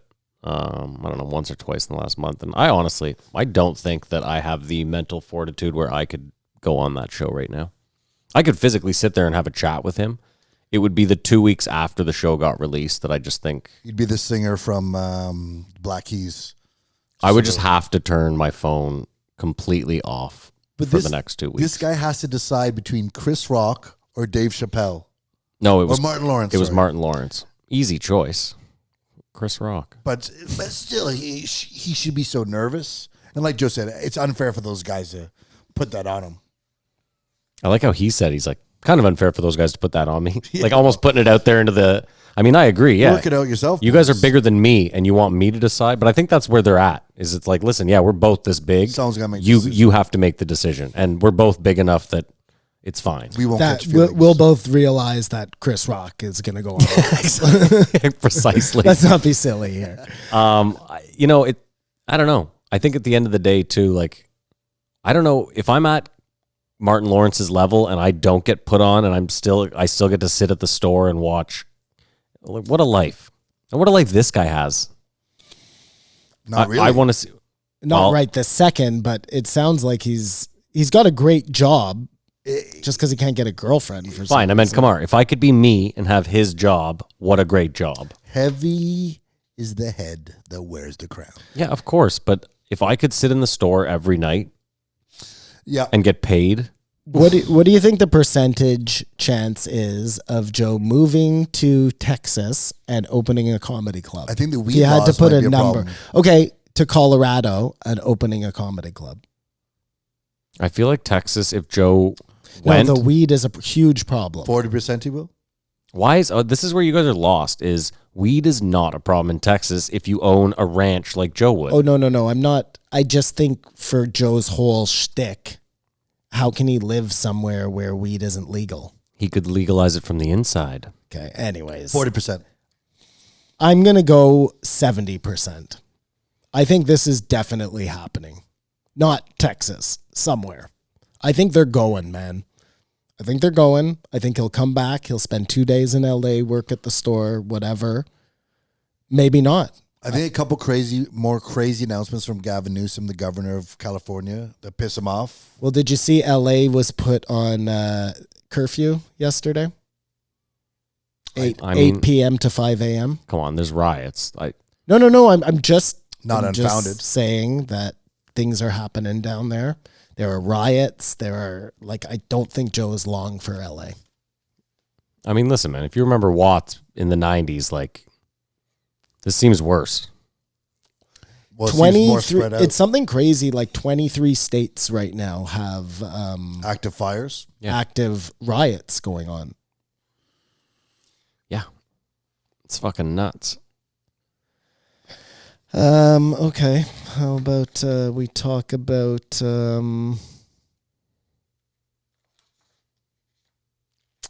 I don't remember Aliens. I'll be honest with you. Well, actually, they talked about Psycho, and I know you guys don't like doing old movies. Oh, there's But I thought Psycho it'd be is fun. impossible. I know it's impossible, and that's what we're here to do, the impossible mission. They also talked about the Silver Surfer is one of my favorite superheroes. well, why aren't we doing that one? Because it's a fantastic, the rise of the Silver Surfer. We're doing Psycho, Okay. which is be very interesting. We have to guess the year Psycho came out. Yeah. And for the new listeners, this is the first time back in the studio, the movie game, where I pick a movie, which they did talk about, and Simon and Matt go head to head to figure out the year, budget, and box office. Mind you, there were 100 other movies they talked about. And there's a sweet period we've discovered around the 95 to 2000 where the guys can be a lot more accurate because who knows how much movies cost back then. But every once in a while, we like to throw in a bit of a wrench in the works. And they did talk about Psycho, how it was so scary without showing the scary. Alfred Hitchcock, by the way. Okay, I'm just taking The a real king random of guess here. suspense. I'm going to say 19. No. This isn't how you do it. You write the fucking year down. Yeah. We haven't lost a coin. Yeah, I haven't because written mine America's down on yet. fire. Starring Anthony Perkins. Vera Miles, John Gavin, Martin Balsam, John McKendry, and Janet Leigh. She was easy on the eyes, I tell you. All right, Directed Simon. by Alfred Hitchcock. Go ahead with your year. 71. I have 58. Ooh, 1960. Knocking on heaven's door. Close. Now, how much did Oh film my cost God, back this then? is crazy. This is Popcorn. crazy. It's so hard to... I don't know what a fucking dollar was worth in You know what I mean? 1960. Yeah, so I thought it'd be fun. 1960. Dude, this was 60 years ago. A soda pop was exactly. 2 cents. Holy fuck. Well, yeah, June 16th. So literally almost 60 years ago. Okay. Maybe the oldest movie. I think we'll find some older movies down the road. No, I hope we fucking don't. This is going to be a disaster. But maybe you'll learn from this and go forward with budgets, which better. I mean, are we even in the millions? He almost got the year. Don't answer any of his questions. He You can't almost answer got the that. year, so I think this is not as crazy as you think. It's crazy for me. Well, try to remember the movie. Was it crazy sets? Was it a bunch of locations? I'm not saying anymore. I mean, I think they talked about Stanley Kubrick a lot, but we've done some Kubrick. And Yeah, but nothing from 1960. it's just exciting. He definitely was murdered by Epstein for doing Eyes Wide Shut. Yes. That's a conspiracy theory. Yeah. We never talk about that, but that's for sure what happened. Did Hold you on, just make said that up? Did you just say Epstein killed Stanley Kubrick? Yes. Epstein was involved in those parties. I don't know. Okay. Simon, you ready? It wasn't brought it Epstein. up. It was the people who control Epstein, but it probably happened at a party at Epstein's. I did but not just bring it up. Are They you brought it ready? up in this podcast. No, I just have things crossed out a million times. And we've learned your okay, first guess we'll is go- always the closest. That's true, actually. So here, Kamar, I'll show you. The one that I scratched out there was this number. Just so you know. Okay, let's just make this easy. Okay, go. Let's just blow through it. Okay, go. You go first. No, you go first. All right. I said it cost $75,000 to make, Okay. and it grossed $480,000. Well, I mean, I couldn't be further off. I Well, said how it do you cost know? $1 million to make, Okay. and it grossed $8 million. Wow, yeah. You just don't know the cost of a dollar. It cost $800,000 to make. Pretty close. Yeah. It Well, made $50 million. Psycho made 50. Well, I win. No, I don't. No one wins on the box Hold on. office. It made In in 1960, the box office. It made 50 million at the box office. Well, what else was there? There's Yeah, no what? fucking DVD they weren't sales making then. toys, Matt. It was the only game Yeah, in the town. Norman It was Bates, the the Norman Bates masturbating toy. The doll that fucking Great pulls ROI the- for Hitchcock there. Well, that's crazy. And after he made that would have given him carte blanche with anything. Are you fucking kidding me? I said it made $500,000. And it's weird that it shows how much people like to be scared. Jesus Christ. Terror. All right, well, that's the worst I've ever done at the movie game. But it's the most fun I've ever had at a movie game. I gave it like Chaplin numbers. So since we're talking about numbers and like a how craft much service table. things are worth, Joe went on about a 10-minute shtick about Vince McMahon not being able to afford. The XFL? No, it was he's having to lay people off with the wrestling or something, and Joe was saying he doesn't have enough money to keep it going, blah, blah, blah. I did a tiny little deep dive. Vince McMahon is worth 2.1 billion. Yeah. He's worth 2.1 billion. Yeah. Okay. Just throwing that out there. 2.1 billion. Mm-hmm. That's it. Oh, that's how you... That's it, man. But still, how much does it cost to run the WWE? Like just to turn the lights on. It probably costs $5 million a day when they're doing those shows. Do you know how long you'd have to work to make $1 billion at $50,000 a year? You've done this already, but tell us. Yeah. 128,000 years. It's too long. But if you're losing $5 million a day, that'd be $1 billion gone at the end of the year. Joe was insinuating that he wasn't rich. And I'm What? just telling you that he's really He rich. is very rich, yes. He's got one of the biggest houses in Connecticut. I've heard this a lot from comedians, and I don't care for it at all, is the word normie. Or civilian. I don't mind civilian. But it's in the same breath. I get it. I just don't like normie.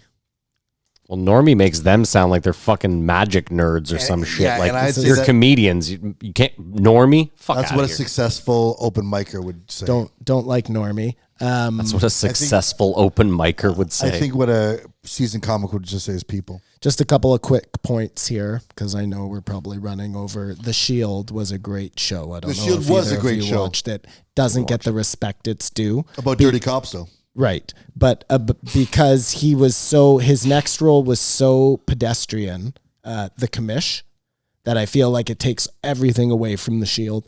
Anyways, Shield was awesome. Shout out to Shield. we got Holtzman story number 472. And the guy who's seen it the most has laughed too hard at it. Yeah. And then things start to get interesting, which is his Sea-Doo, the cult. when he said that, I was like, "Did you say Sea-Doo?" I was like, "There's no way it was called." And why is it called Sea-Doo? Because you see and then you do. That's correct. I don't think it was cult enough. He needed more sex stories. I think it is actually pretty cult. And I think the thing is it was endorsed by the government, and that makes it so much worse than like a cult where you're going in and you know what I mean? Like it's running amok. This is crazy, man. That Sea-Doo thing is crazy. No one cut off their nuts. No one drank poison Kool-Aid. The You only thing that was don't weird is know. they all lied on top of each other. He just didn't know. He's oblivious to the fact. Or maybe he was in like a Brainwashed. lighter version of Sea-Doo. I don't know, man. I think you're going to see that ends up being like a really... He was in Sea-Doo Light. Exactly. I think it was Okay. cult-like. Okay. Cult-like. He... What's the definition of cult? The leader fucks everyone's wives. That's So- the Webster's definition of cult. If the leader fucked every kid's parents that went to this thing, it'd be full-on cult. But since he said there are definitely some counselors there fucking. So for students or you, whatever. cult has to be the leader fucks everyone or all the I wives. think so, or at least orgies. A system of... Hold on a second. Let me get the Webster's definition. Fact Please checking. do. Please do. A religion regarded as unorthodox or spurious. Spurious. We're gonna need two definitions. Great devotion to a person, idea, object, movement, or work, such as a film or book. The object of such devotion, usually a small group of people characterized by such devotion. A system of religious beliefs and ritual. Interesting. Doesn't seem bad in any of these Spurious, things. they're not saying. being what it purports to be, fake or fake. Oh, thank you. Great word. Spurious. Can you spell it? SPU. SPURI. The rest is as you would imagine. Okay, so it's as I would imagine. You could have just Like- said it's as you imagine. Really, spur was what you guys thought I'd have trouble with? SPUR, and then the rest you'll get. Yes. Fuck you guys. Fucking maniacs. Oh my god. Anyways, so just coincidentally, I listened to this podcast called give it a shout out here, History of the 90s, and every episode, On as you CNN? imagine, No, it's a podcast. it's a podcast. It's a podcast on CNN, though. Don't worry. I didn't say anything about CNN. It's okay. Carry on. Anyways, this week's was about the cult of the rising temple sun or something. I don't remember. Japan? the name. I can look it up. No, hold on a second. Because that'd be a Matrix moment. Why? I talked about that cult a couple weeks ago. You did? I did. Well, it shows you how little I listen to what you say, right? Ooh, slow burn. It wasn't a burn. It was just for all your Kamar, it's because you were on the phone. barbarians out there. I was standing outside on the phone. It is called the Order of the Solar Temple. You were close. Out of Phoenix? No, this is the good part. Where is it out of? It's out of Morin Heights, Quebec. Oh, Which is 10 minutes from my cottage. So this all went down. Anyways, listen to the It is your podcast. cottage. It's murders. There's like people mass suiciding. And the whole place was just like a walk away from me. I'm going to go check it out this summer. You were unoblivious to you was there this whole I time. was not unoblivious. I was oblivious. I was going to say, I was like, that seems like redundant almost. I was unoblivious. Not almost, Matt. You're not being spurious.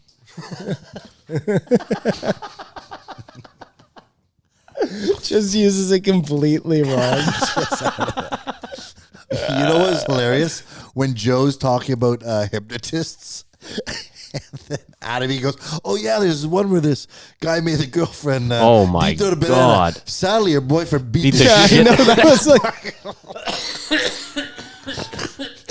Sadly, she had her head caved in. oh, that was some Subway. Sadly, it ended with an assault and conviction. But Those guys are hilarious. I'd always watch them. So back to his cult for a second. So they would send them out on 4-day solos. I think there's into the one woods. they built up to that thing. It wasn't a usual thing. So Maddie, remember I was telling you just the other day about the nature camp I went to in Massachusetts? That was, I think I said it right. Massachusetts. Oh, I thought you were going to say it was called CD. Wait. No, it was called Sea-Doo Jew. CD 2.0. No, it wasn't. It was We'll have to called, listen back to the tape. You may have said it right. You may have. Anyways, I'm not going to try again. It was in that place in the States. It's in the state Boston's in. But know the Shets. we had to do that. They would send us out on either 12-hour or 24-hour solos. With water?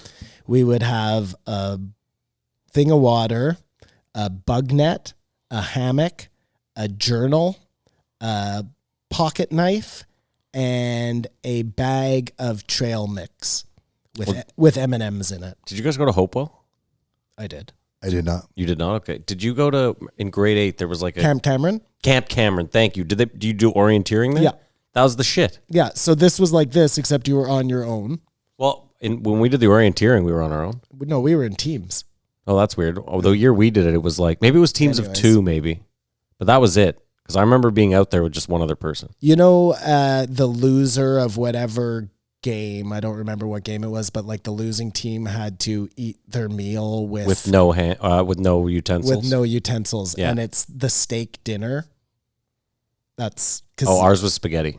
Oh, no way. Ours was steak. Anyways, That sounds like torture. it was terrible. It was awful. It was terrible. We class action, boys. Anyways, Kamar, for the record, I've already sued the Ottawa School Board, so I think I'm... I'm lucky I didn't get sued. Double That's jeopardy. the point of the story. So I refused to eat my steak like that, and I was running across the thing to get a fork and knife. And my music teacher tried to grab onto me, and I guess I like juked, and she fell down the stairs. Oh. Did she dislocate her shoulder? Maybe. I remember our teacher coming in at like fucking 2 a.m. and being like, guys, seriously, shut the fuck up. And I'm trying to bang this dishwasher. And I'll never forget, it was silence for about 30 seconds, and then all you heard was like, and that was that. Yeah, you can't tell kids to shut up. No, you can't say fuck either. Like, No. we were Yeah, like grade when 8. the teacher comes in and breaks that fucking seal. Pardon my French. It's over. I was dying. It's funny. I think I remember a teacher doing that too. There, Mr. Chartrand. Shardy. At the Sea-Doo camp? Shout out to Shardy. No, this was at Camp Cameron. Shardy was probably But leader I of was the telling Sea-Doos. Maddie that at this camp, I made friends with this guy named Wendell. Remember? Mr. Wendell. Yeah. Anyways, Uh-huh. don't worry about it. My wife.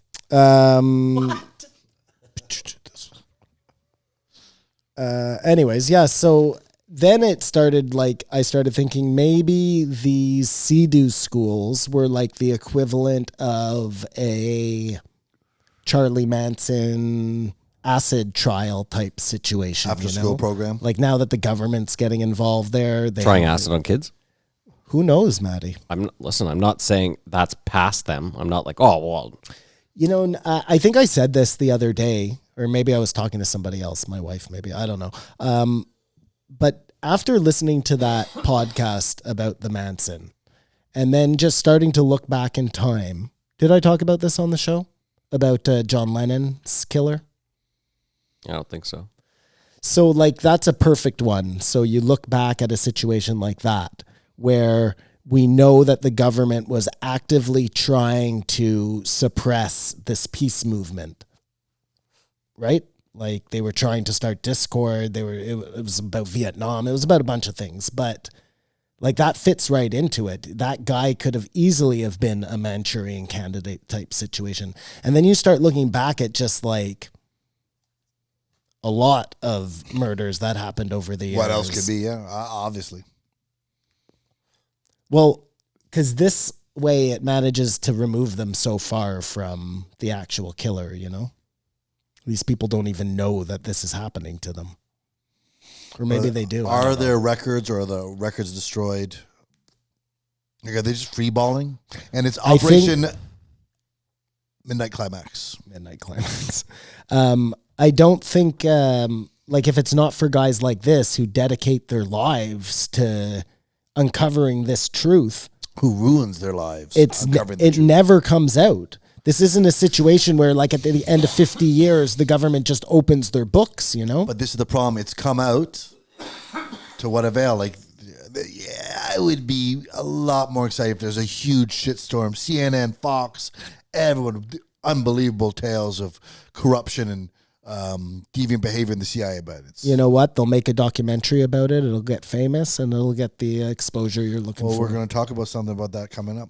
I hope, because they gave big shout outs to Ottawa's own Norm MacDonald, I hope he is fascinated with Manson and does get the guy on his new form podcast, which I love the podcast. Sorry, Kamar, I don't mean to step on your toes here, but let me just jump back one more second to this you better whole not step on my toes. Manson thing. Because this guy just slips in, Adam Eget. Oh, yeah, by the way, there was also a serial killer who worked at our school who murdered 4 kids. Yeah, that could have used a little more unpacking. Fits right into this whole acid trial thing. And he's just unbeknownst to him. Well, he seems sort of inept that he's like, oh, I found out after I was in a cult. Yeah, I mean, he was a kid. Come on. He was a kid. No. Yeah. Nothing wrong with it. His nervousness was weird. I don't think he's a bad guy. He's in a crazy position. And if we could just jump back just to the Manson thing for one more second. Fucking guy. It makes you wonder, like, when you look back in history at some really famous assassinations, like, I don't know, Caesar. Like, maybe this was like a play they were playing all the way back then. But are you saying the guy who invented You think they acid gave isn't actually the thing? Brutus acid. Is that what we're saying here? Or Well, some it sort of was shrub. many of them who actually killed But them. wasn't Brutus the first? I think he was like his best buddy, so it's the A2 Bruti, right? That's, you know, U2 Brutus. Yeah, But I mean, from Rome, Brutus hardly even wanted to do it, and they were all forcing him. Anyway, Well, I'm not using HBO as the cornerstone they all, of history. they, according to Rome, they all stab him. According to this HBO reenactment I saw, Brutus seemed pretty reluctant, I gotta say. Yeah, terrible Evidence we have at this time. Terrible teeth. You're That fucking, guy has the worst. that teeth, one man. tooth. Oh, it's 2 teeth, and they're fucking crazy. Anyways, my point is, like, maybe this is like Manchurian Candidate. Maybe they have been doing this forever and a day. Maybe. We believe they have. The same way we think that the CIA is like an incarnation of a much older group that, you know, has just through time. You just said we there. Yeah, I did say we all believe that. Did you think that before you brought it up? Did I think what before you brought it The up? CAI is a reincarnation of something. CAI? CIA. There's a group of, I don't know if it's the CIA, I don't know if that's what it's actually called, but there's a group of people who are part of the government. And no matter who the president is, these people are always around. We refer to that as the deep state. Hence the CIA. It's just, you know, they've been doing the Knights Templar all the way back. Mm-hmm. That's fair. Maybe to the destruction of Atlantis. I apologize. You can speak for me. I can? Maybe Thank they you. burnt down the library in Alexandria. Dude, don't you joke about that shit. No laughing matter, man. But I'm telling you, man, first of all, Dude. I think that was just a huge cover. I think that most of that shit You think is that was an in inside job? the Vatican basement right now. No. That what better way to hide all the information? Oh, it all burnt. But Sorry. hold on. Why keep it? Why not just burn it? Because why would you want to get rid? Like some of that is very valuable We know to knowledge and information is the power. person who holds it. Look, But if they're, they were okay, talking fair about enough. like maybe having solutions to energy, solutions to all sorts of things that were lost to time. How they built the pyramids, Matt. Like if people were actually using their brains to move stones, it would be nice to know. As well, if they had like some super amazing system of building the pyramids, it would be handy knowledge. Levers and pulleys or whatever. Man. I don't know, man. I saw this video about Japan's floodway system, and it's as spectacular as the pyramids. Okay, but that's my point, right? So like, we figured out other things. who did? Humans. Us. Architectural, like what the collective. fuck? How'd you do that? And obviously engineering and physics and all these things put together. Okay. So I don't know if that ancient knowledge is still useful today. Or Oh, I see what you're saying. Okay, fine. What if it was something to do with like being able to use your brain in a different way? Would that not be useful today? the most useful thing would be overall empathy for all people. I pull it back. He moves his face forward. Well, I thought you were gonna jerk me off. Oh, yeah. Well, yeah. Just give a little reach around while I'm talking aside. Well, I like this. Thanks for the vote of confidence. This is my kind of studio. If it would increase, But why was he empathy- just using his forefinger? Because that's all I got, bro. all right, man. My four fingers. Your forefingers. I've been podcasting like a big the dick fore man. part of your fingers. A reality be known. Like the forefathers. Your four fingers. Is forefingers not a word? Your forefinger, yeah, I believe that's your forefinger. Your forefinger, your He's thumb. looking at me like I'm crazy. I'm looking at him like he's crazy. I think We forefinger don't is a let anything word. slip under the rug. We're gonna find out right now. Index finger, forefinger, useless finger, pinky finger. Okay, well, he was talking about these two. So which one is the forefinger? useless This one? finger? This is the forefinger. Well, I So used my it- thumb as well. So why would, what a weird way So of saying that's it. what I meant. Why would between you use his your thumb forefinger? and his forefinger? Thumb on the shaft, finger on the head. We could just forefinger. use the forefinger. To pull back the foreskin. Oh, That Oh isn't my there. god, is that why it's called the forefinger? we just lost every listener. I'm Hold editing on a all this second. out. Thank Hold you for on a listening though, as second. long as you did. Can you guys rate the episode, please? We're 2 hours in and we have 2 to go. This is Yeah. fucking loopy. Oh my god, that is why it's called the forefinger. Boom! It's Learn not. something new every day. It's not. Don't ever repeat that. I want to know how he got here, and I want a couple people thrown on the bus. For that reason, I give this 3. A 3. Okay. Simon. We're done. Yeah, we're done, man. Come on. No, we have a lot more No, to wait. do. Simon's like, can we just go back to Charlie Manson for a second? Yeah, Can we just, we can we could just pull it real? revisit Can we just that pull for it a back second. one more second? Yeah, we're done. I give this episode. Is that where we're at on me? Yeah, we're on you. Okay. I give this one a 3. I think that Wow, we're just in there simpatico were- today. it was interesting, but he was very nervous, and they should have just talked cults the whole time. Maybe Fair it enough. made him uncomfortable. Oh, except for when they were giving us the inside scoop on the Comedy Store. Okay. I'll give it a 2.5. There was one point where Joe goes to him, so what do you think is going to happen? He's like, whoa, capacity, service distance. It's like, no, with everything. Because, he's so stressed Just out. ingrained in about the to get to club, Comedy yeah. Store. He's there at 4 in the morning. What do you think's going to happen? Well, we know what's going to happen. It's already settled. We're going to have tables every 16 feet. Yeah, exactly. He goes, well, they're going to get a vaccine. Are they going to get vaccine? Well, I don't know. I'm not a doctor. All right. I guess we're going to take a break. Yeah. All right. We're going to take a break, pay some bills, and we'll be right back. Keep your eyes open. Oh, wait. We don't do that now.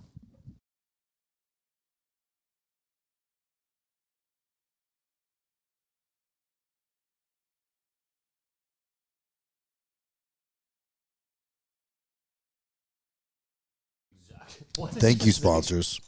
Hold on. You keep that thing a fist away from your mouth. Why do you want to rest it on your lips anyways? Feels good.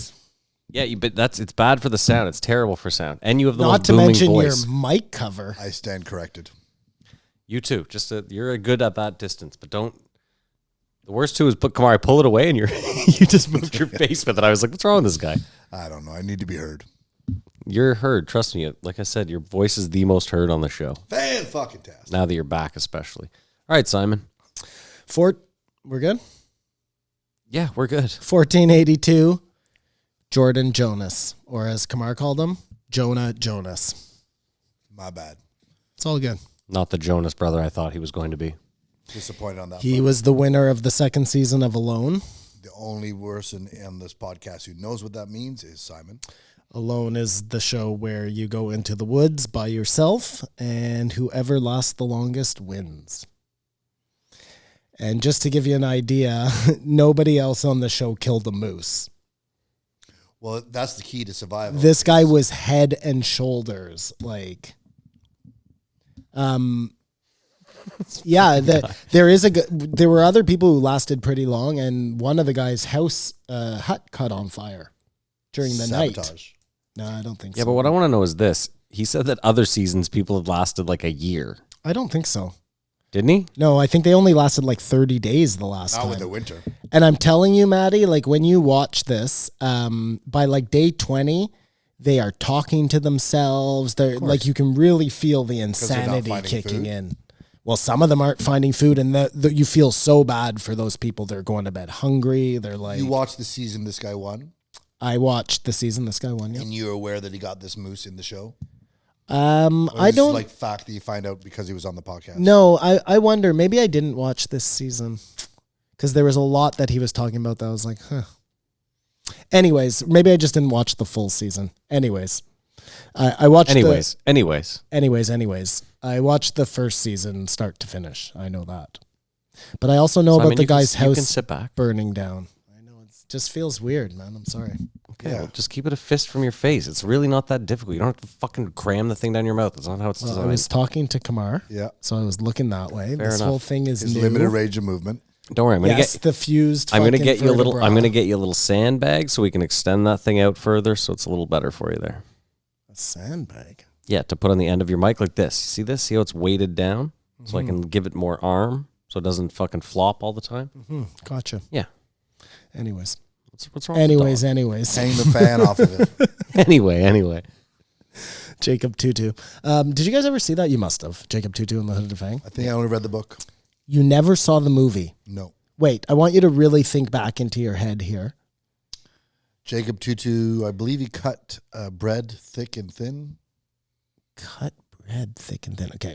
So in the movie, there was there were like Slimer things at the prison. Nope. No, you definitely Only read never the saw book.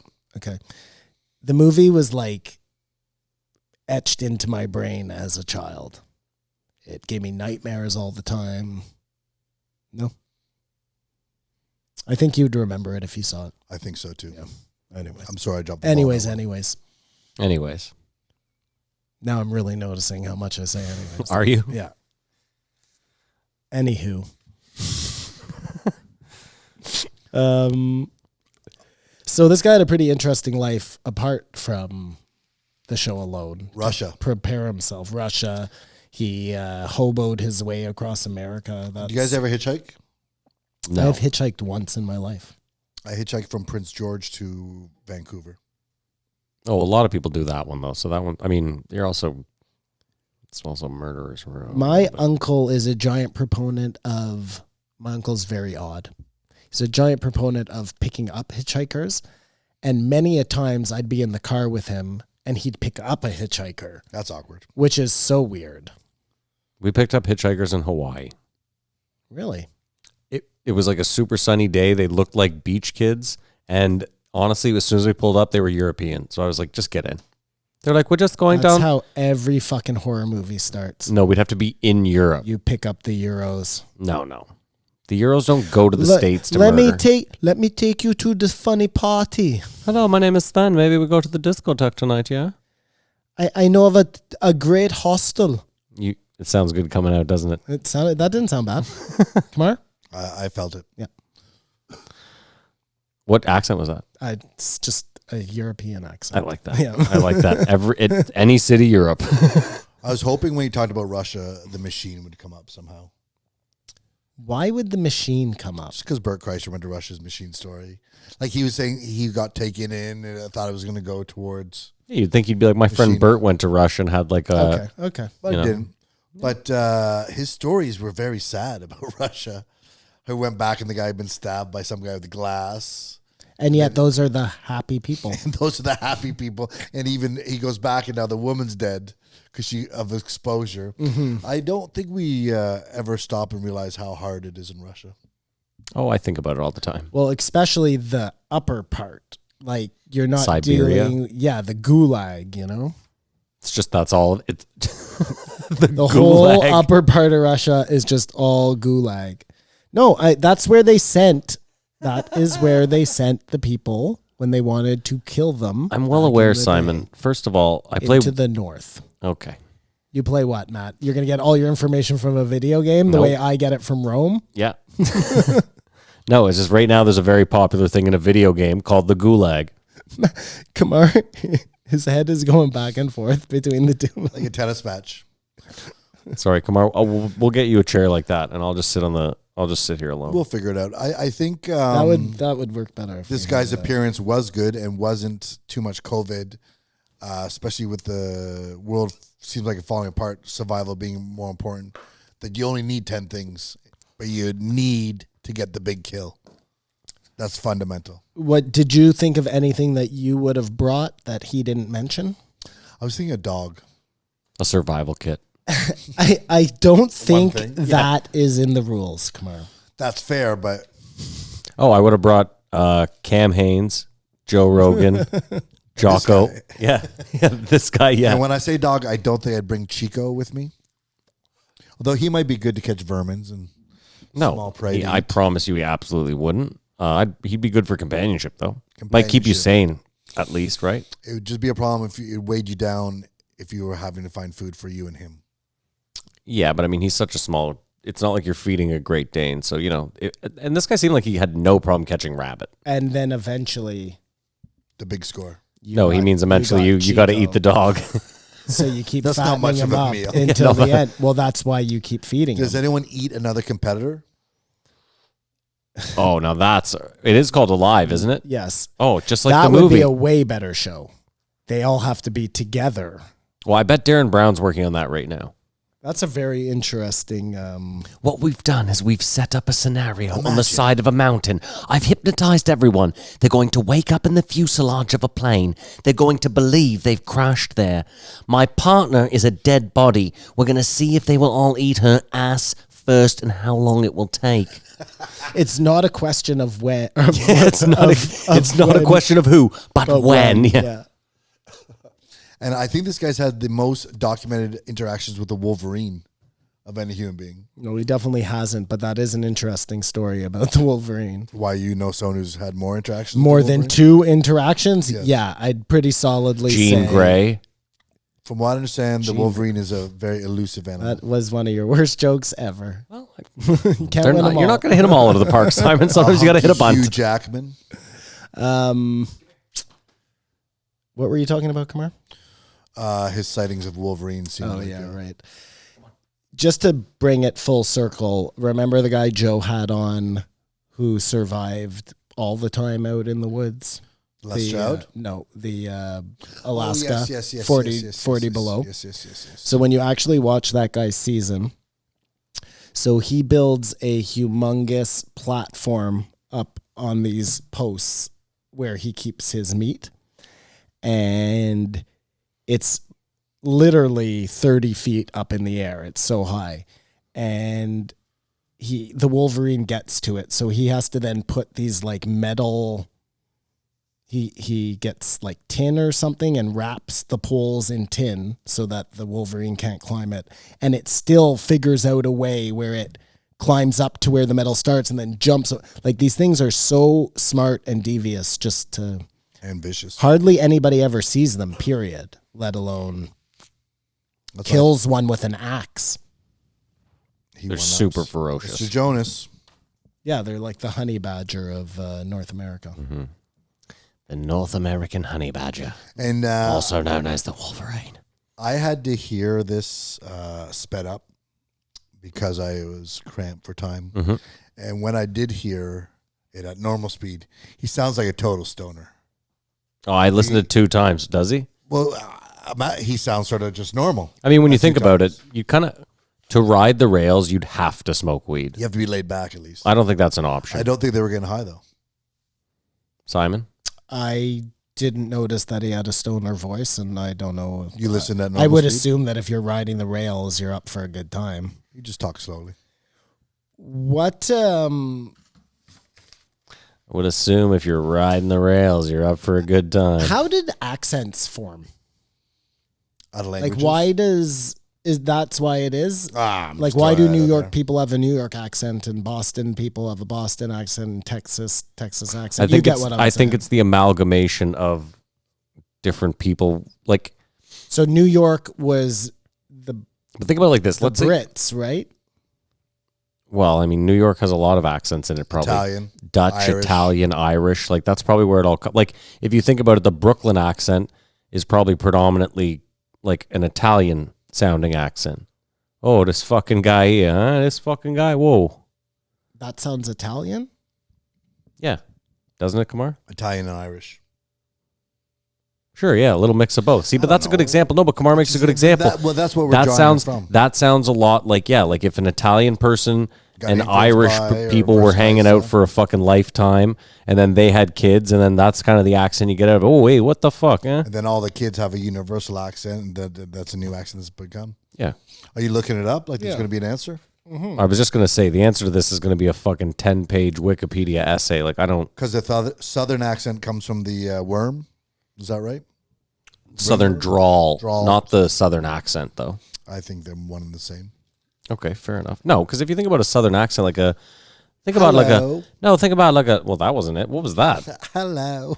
What the fuck? I believe we have a failure to communicate. Okay, well now you're getting there. There we go. Hello. Yeah. The hello. I was like, what is that? No, but think about like a Southern belle. I can't. I'm a man. I do declare. You I know what I do mean? Like declare. that's not a Southern drawl. That's like a. I can't do it. I'll just make myself so stupid. The pig developed a taste for blood. I do declare. The figure developed a taste for blood. And what about the West Coast accent?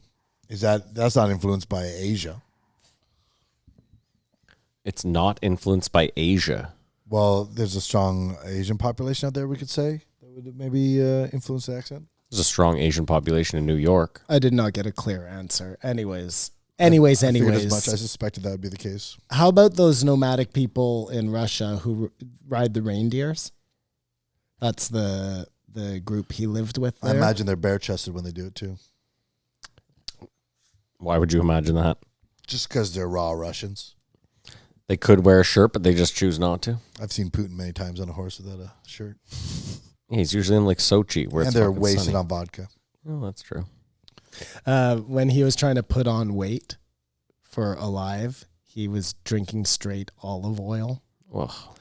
Dude, that is so disgusting. Yeah. It'd be nice at the toilet, though. You'd be Why lubed your up, shits things would just slide out. Slide right out of there. God. Be like castor oil. Yeah, he just. But yeah, he was saying that he had so much meat that he could go another 30, 40 days That's the just whole with the key. moose. Yeah, It's the for big sure. kill. I mean, did you guys ever watch Les Stroud's show? No. Survivor. Man. Periodically. Survivor, man. No. There's one episode of Survivor. Listen, he fishes in almost every episode because really when you're trying to survive, if there's water around, it's a lot easier than hunting.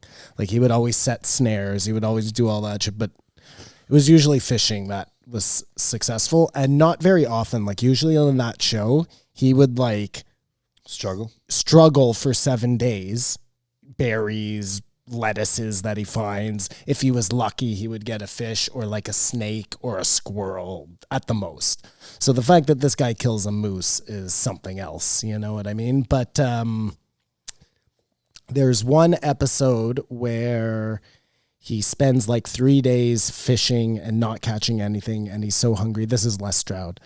And it must just be like the perfect time of day or something, but he throws his line in, and he pulls in this huge fucking fish, like a salmon. And then all of a sudden he has like 10 salmons, and he's so fucking happy, like that elation. So I imagine when this guy got his moose and just knew that he was going to be, like Kamar was saying, was going to be okay for Spend his time counting his money. 70 days. Yeah, like at that point, all you got to worry about is keeping yourself busy. And not being killed by another competitor. Well, that too. If that was a and there rule. were bears up there and shit. Like he said, and you see, I'm sure I watched some of this season because I think there was a woman and her camp got attacked by a bear. Like it came right fucking up. So you got to keep your food away from where you sleep. Well, that's why he have to build that. I think it was definitely smart for bringing a tarp. That'd Yeah. be one of the things I'd bring for sure. Yeah.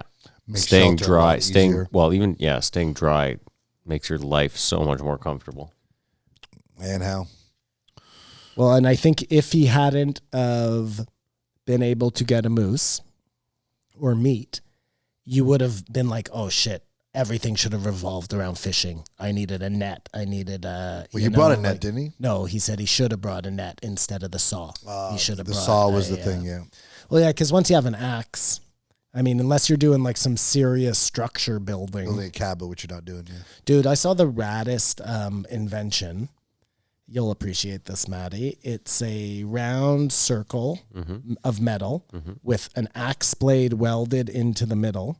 And you just take your firewood logs, you put it on top, and then you take like a mallet and you just, and it splits the wood Splitter. for you. It's just like no chance of chopping your leg off or anything, you know what I Falling mean? through It's with an all axe. really contained. But you could slip And even a fuck girl your hand can up. do it. Like, I don't know if you've ever tried to see a lady try and split wood, but most ladies, it takes a tremendous amount of force. Like even men, Coordination, I yeah. can hardly do it. You know what I mean? Like unless you have really good technique, The one I which saw, is possible Simon, too. you for the wrap a ladies. chain around it, and then it's like an 8-way axe blade. And there's some like you do something to it, and it splits it into perfect like 8 pieces of firewood. How do you split There's it? some sort of torque. I don't remember. I saw some YouTube video. It looked fucking cool. I mean, keep in mind the guy using it looked like a farmer of 60 years. So for Sounds him, like it's X Factor kind strong of stuff. hands. no, didn't sound X Factory. Like just farm shit. What do you think, Kumar? It sounds like it might have made an X on the wood. Well, it made like an 8-way X. Maybe it was 4. Who gives a shit? Then you split it in 4. But that's still great An firewood, isn't it? octagon factor. Okay. Well, you were really looking forward to this. I was, and it disappointed didn't with this. deliver in the Not same way deliver. I was hoping. Because to me, the guy's in the woods for 77 days, and Joe fails to ask the most important question. Yeah. Did you see Bigfoot? Thank you. Obviously. Well, I thought you were going to say, did you jerk off? Well, Of course he of did. course he did. 77 out of 77 days. Multiple times a day to get through the day. Unless you got to Probably. But yeah, I didn't even think about that. He dropped the ball. Because if you're going to see Bigfoot, That's when you're going to see him. that's when you're going to see him. I think Joe's really fallen off Bigfoot now that he's gone big time. Yeah, he has no time for Bigfoot. He's got no time for Bigfoot. That doesn't roll well with me, you know. He needs someone. We need some new evidence or something. To come Yes, something needs to happen. up. But what could this have been? This episode? Just more inside baseball about the show. Yeah, I mean, look, I would have just, maybe it was everything I would have expected. I don't know. It's not the same as that guy who lives in the You got more out of that one than this Arctic. one. Well, I didn't even really, I hardly got anything out of that one. It wasn't until I watched that show that I really appreciated that episode, because that guy is kind of a douche, and it came across on that show, on the episode, but not Joe Jonas, the 40 Below guy. Mm-hmm. But when you see the reality of living the way he has to live, you're like, well, it's like Michael Jordan. You have to have a little bit of fucking Well, I'm gonna say ego. when you see, you do understand how hard it is. Oh, and what he does, especially those other people living up there, it's hard, but they live in a house that has a heater and this and that, and they Creature ride comforts. snowmobiles. This guy doesn't do shit, man. He hikes through the woods to kill moose. He humps them down off the fucking mountain. Like, Takes him 4 days. Like, that's real shit. I don't think man. it's honest, but I just want to say as a douche, I think one of the things I would bring is a book. Just one book. Yep. Wow. Well, if you can only bring one thing, you can't bring 5 books. Wouldn't you just bring an iPhone then with like 50 audiobooks? Well, I don't think you're allowed to. I don't think you're allowed electronics. Or a charger's going to run The out. book is interesting, Kamar. You bring the biggest, fattest book you can. And you know, if you have a night where you don't have firewood or it's wet, at least you can burn pages. And you have something to read. Book burning, Simon? That's what you're suggesting? Yes, that's what I'm suggesting. When it comes to survival. When it comes to survival, all rules are Do off the table. Do you remember how much you won? He won $50,000. That's not enough. I thought you were going to say like $50.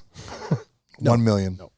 50,000 I is not thought enough it either. was 1 million. Maybe it was 500,000. No, I think it was 50,000. It's a Canadian television show, isn't It's it? not Canadian. Oh, they're just in Canada?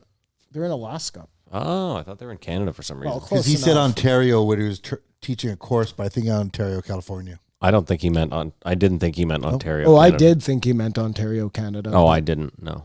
Anyways, yeah. You can't survive those bugs. But I was thinking if Les Stroud was short on money, which we know at one point he was, he went bankrupt, I believe. Because of his I don't think singing they'd let career. him on the show.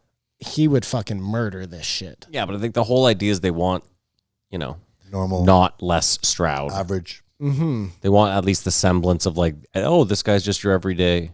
Fair enough. Maybe Les Stroud could go undercover as like Lee Shrewd. He just shows up in a fake mustache. Beard. Wouldn't be hard.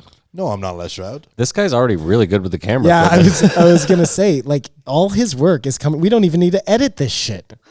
This guy's He's really- doing it in the Yeah. tent. This guy's really one good of at his this. 10 items is an Yeah. editing board. I'd like an editing bay if possible, please. Excuse me. It's this. Yeah, I'd like a Rodecaster Pro and an editing bay if possible. He's running a podcast on the side Yeah. out of the thing. He's out there for 296 days. Okay, so I built a log cabin today. Yeah. What else do we got? What is up with this dog today? I think it's too smoky for him. He's crying. No, he's been crying all day. I don't know what his issue is. So he was asking. So he runs tours, I guess, in his off time now. And Joe was asking about vetting the people who come on the tours, and I was like, it's a horror movie on Netflix right now. Waiting to happen. Yeah. No. I think it legitimately is. Oh. It's like a Canadian. They're all out there. There's a mass Survivalist murder. camp, it goes They wrong. don't know who it is. Everybody keeps getting whacked. Oh, very Italian American of you. He seemed like a nice guy, so that's not out of the realm of possibility. The nicer the person, the more heinous the crime. Simon, here's a question. If, and that's a long shot, we ever got on Joe Rogan, would you maybe travel via train car with me? Not via rail, but like hobo ride it out there? With the stick and the Oh, I'm so down. The handkerchief? Yeah, for sure. I don't think it works the same way anymore. you play but- harmonica? Yeah, sure. Of course it still works this way. Of course. I don't think it's as easy to ride the rails as it used to be, but I could be mistaken. blowing hobos. Do we have to blow hobos? Yes. That's how you get down, man. Fuck. You're Let's going to find get on the car. Okay. There's going to be somebody Okay, there. Okay. He's just got his pants off already. He's like, Yada, yada, yada. you know the deal. The train, I don't mind the train, like taking the train so much, but I mean, maybe it's not a big deal now. It used to be a smoking issue that to me was like the one drawback of taking the train. You had all this freedom and yet no freedom. But now you've quit, so it's I inconsequential. know, but maybe I'll be, But you know you can. maybe I'll have smoked 2 cartons like Norm MacDonald by that point. Well, you don't talk about it a lot, so that helps. That's going for you. About smoking? But you know you can stop smoking for 24 hours, which is... That was the most interesting part, Kamar, is that kind of like when I quit smoking weed for a year, I hated it, but I liked that I could do it. And I liked that I could do this because I didn't even think I could do one day Abstaining without is smoking power. a cigarette. So all that to be said, I'm smoking the second I leave this studio. Congrats to you so far. Thanks, man. I mean, I'm an idiot. When I moved to Vancouver, I stopped smoking. No cigarettes, no e-cigarette, nothing. It's too healthy out there. I was 2 years without. Then you came home and got around me. That's exactly what happened. Yeah, I know. Welcome to the team. No accountability. Pass the buck. Nobody likes a quitter. Thanks, MJ. Are we done with this guy? Is that yeah? On that note, I thought it was a great podcast. Interesting Russian story. Sad. But sadly, he got beat the shit out of the parking lot after the podcast. interesting Russia story. Sad. The information he provided is useful in this time as the country's burning down and people are losing wits' end. And it wasn't overrun with COVID talk. I mean, that's always nice. That's always a key when it's not just fucking all COVID all the time. You know? Yeah, I think it should be totally banned from all conversations. It's at the end of its rope now that we have this new controversy. That's true. News cycle. Yeah. Never thought it would happen. All right. Well, can you guys rate it? I give it a 3.5. Oh, come on. Hey. Chico gives it a 1 bark. Yeah. Come here. I don't think there's anything that I was missing out of it. I did not know who the guy was, so I wasn't looking forward with the anticipation of Simon. I'm gonna give it a 3. I A felt 3, like really? I felt like there could have been more, and I mean, it's lucky with the no Bigfoot question that I don't give it a 2. That is a problem for you. It was only like 2 hours, I think. 2.10 or something. Yeah. Kamar, what did you give it? They couldn't go much more than that. Three, Like, yeah. They pretty Oh, you much give it a ran 3. out of 3. ran Solid out 3. of things to talk about. As we said, 2.5 is run of the mill. 3 is a bit better than that. I give it a 2. Chico, it's a fish tank. Yeah, he's being a real, I don't know, something's up with him. Come here, bud. Get over here. What do you rate it, Chico? What did you rate it, Matt? I just said a 2. Oh. But I'm going to have to re-rate the week because I just came in hot. Anyway, let's move on to the next one. Okay. It is something Jesus Trejo. 1483. Jesus Trejo. Oh. A personal favor from Joe Rogan. It's I weird. had never heard of him before. He does that new taco show, which I was going to say is like I had never heard of this guy till he has this taco show. And What's a taco show? like he has a show where he sits down with random people and eats tacos. Am I incorrect, Kumar? No, you are not. Chico, Seriously. Come here. I've heard other people mention his name, though. He's a really nice Don't guy. you have like a little burger firm or something? I believe he used to be a doorman. He ate 2 pieces of burger and I ate the rest. He's here. He's fine. He just want to get heard. Come on, man. Come here. Now, as always, I'm always critical of comedians, especially when they're in 13 years and they're putting out their first special. Okay. And it's on Showtime. It's on Showtime, so they put Brendan Schaub on. You can put anyone on. I'm sure his next special will be better, and I'm interested to watch this special because I will get it. So does this just air the once on Showtime and then like again a couple of times as reruns, or how does that work? I think it'll be Everything- on everything's Crave. on- It'll be on demand. Yeah. Everything's on demand now, Simon. But so is it on Showtime on demand? So you have to pay for it from Showtime? That's what I'm asking. Or does it end up on? if you're in Canada and you have Crave, I think that's Showtime. Okay, forget us. Okay. Just for a normal person who, after he does his special on Showtime, how does one then go and watch that special if they missed it airing? I think you can go online and watch Showtime, but I fear it may go out once and then maybe they play it again. Like, I wonder if that was the only thing that like has kept Schaub's career kind of full steam, that is has a that well- nobody ever sees it. You You know, can watch it on Crave. and I'm not trying to be facetious here. I'm being And serious. no, you're not. I'm just saying. I'm certain it's all just on demand. I'm sure it airs that one time, and then it probably airs every once in a while. But The definite answer is we do not know. we could just check. I'm Listen, sure I can. that go is on the tonight and answer check. to everything we say, and that doesn't stop us from From not checking. delivering our opinions. Sure. I thought his point about Muhammad and Jesus made sense. What was that point, Kumar?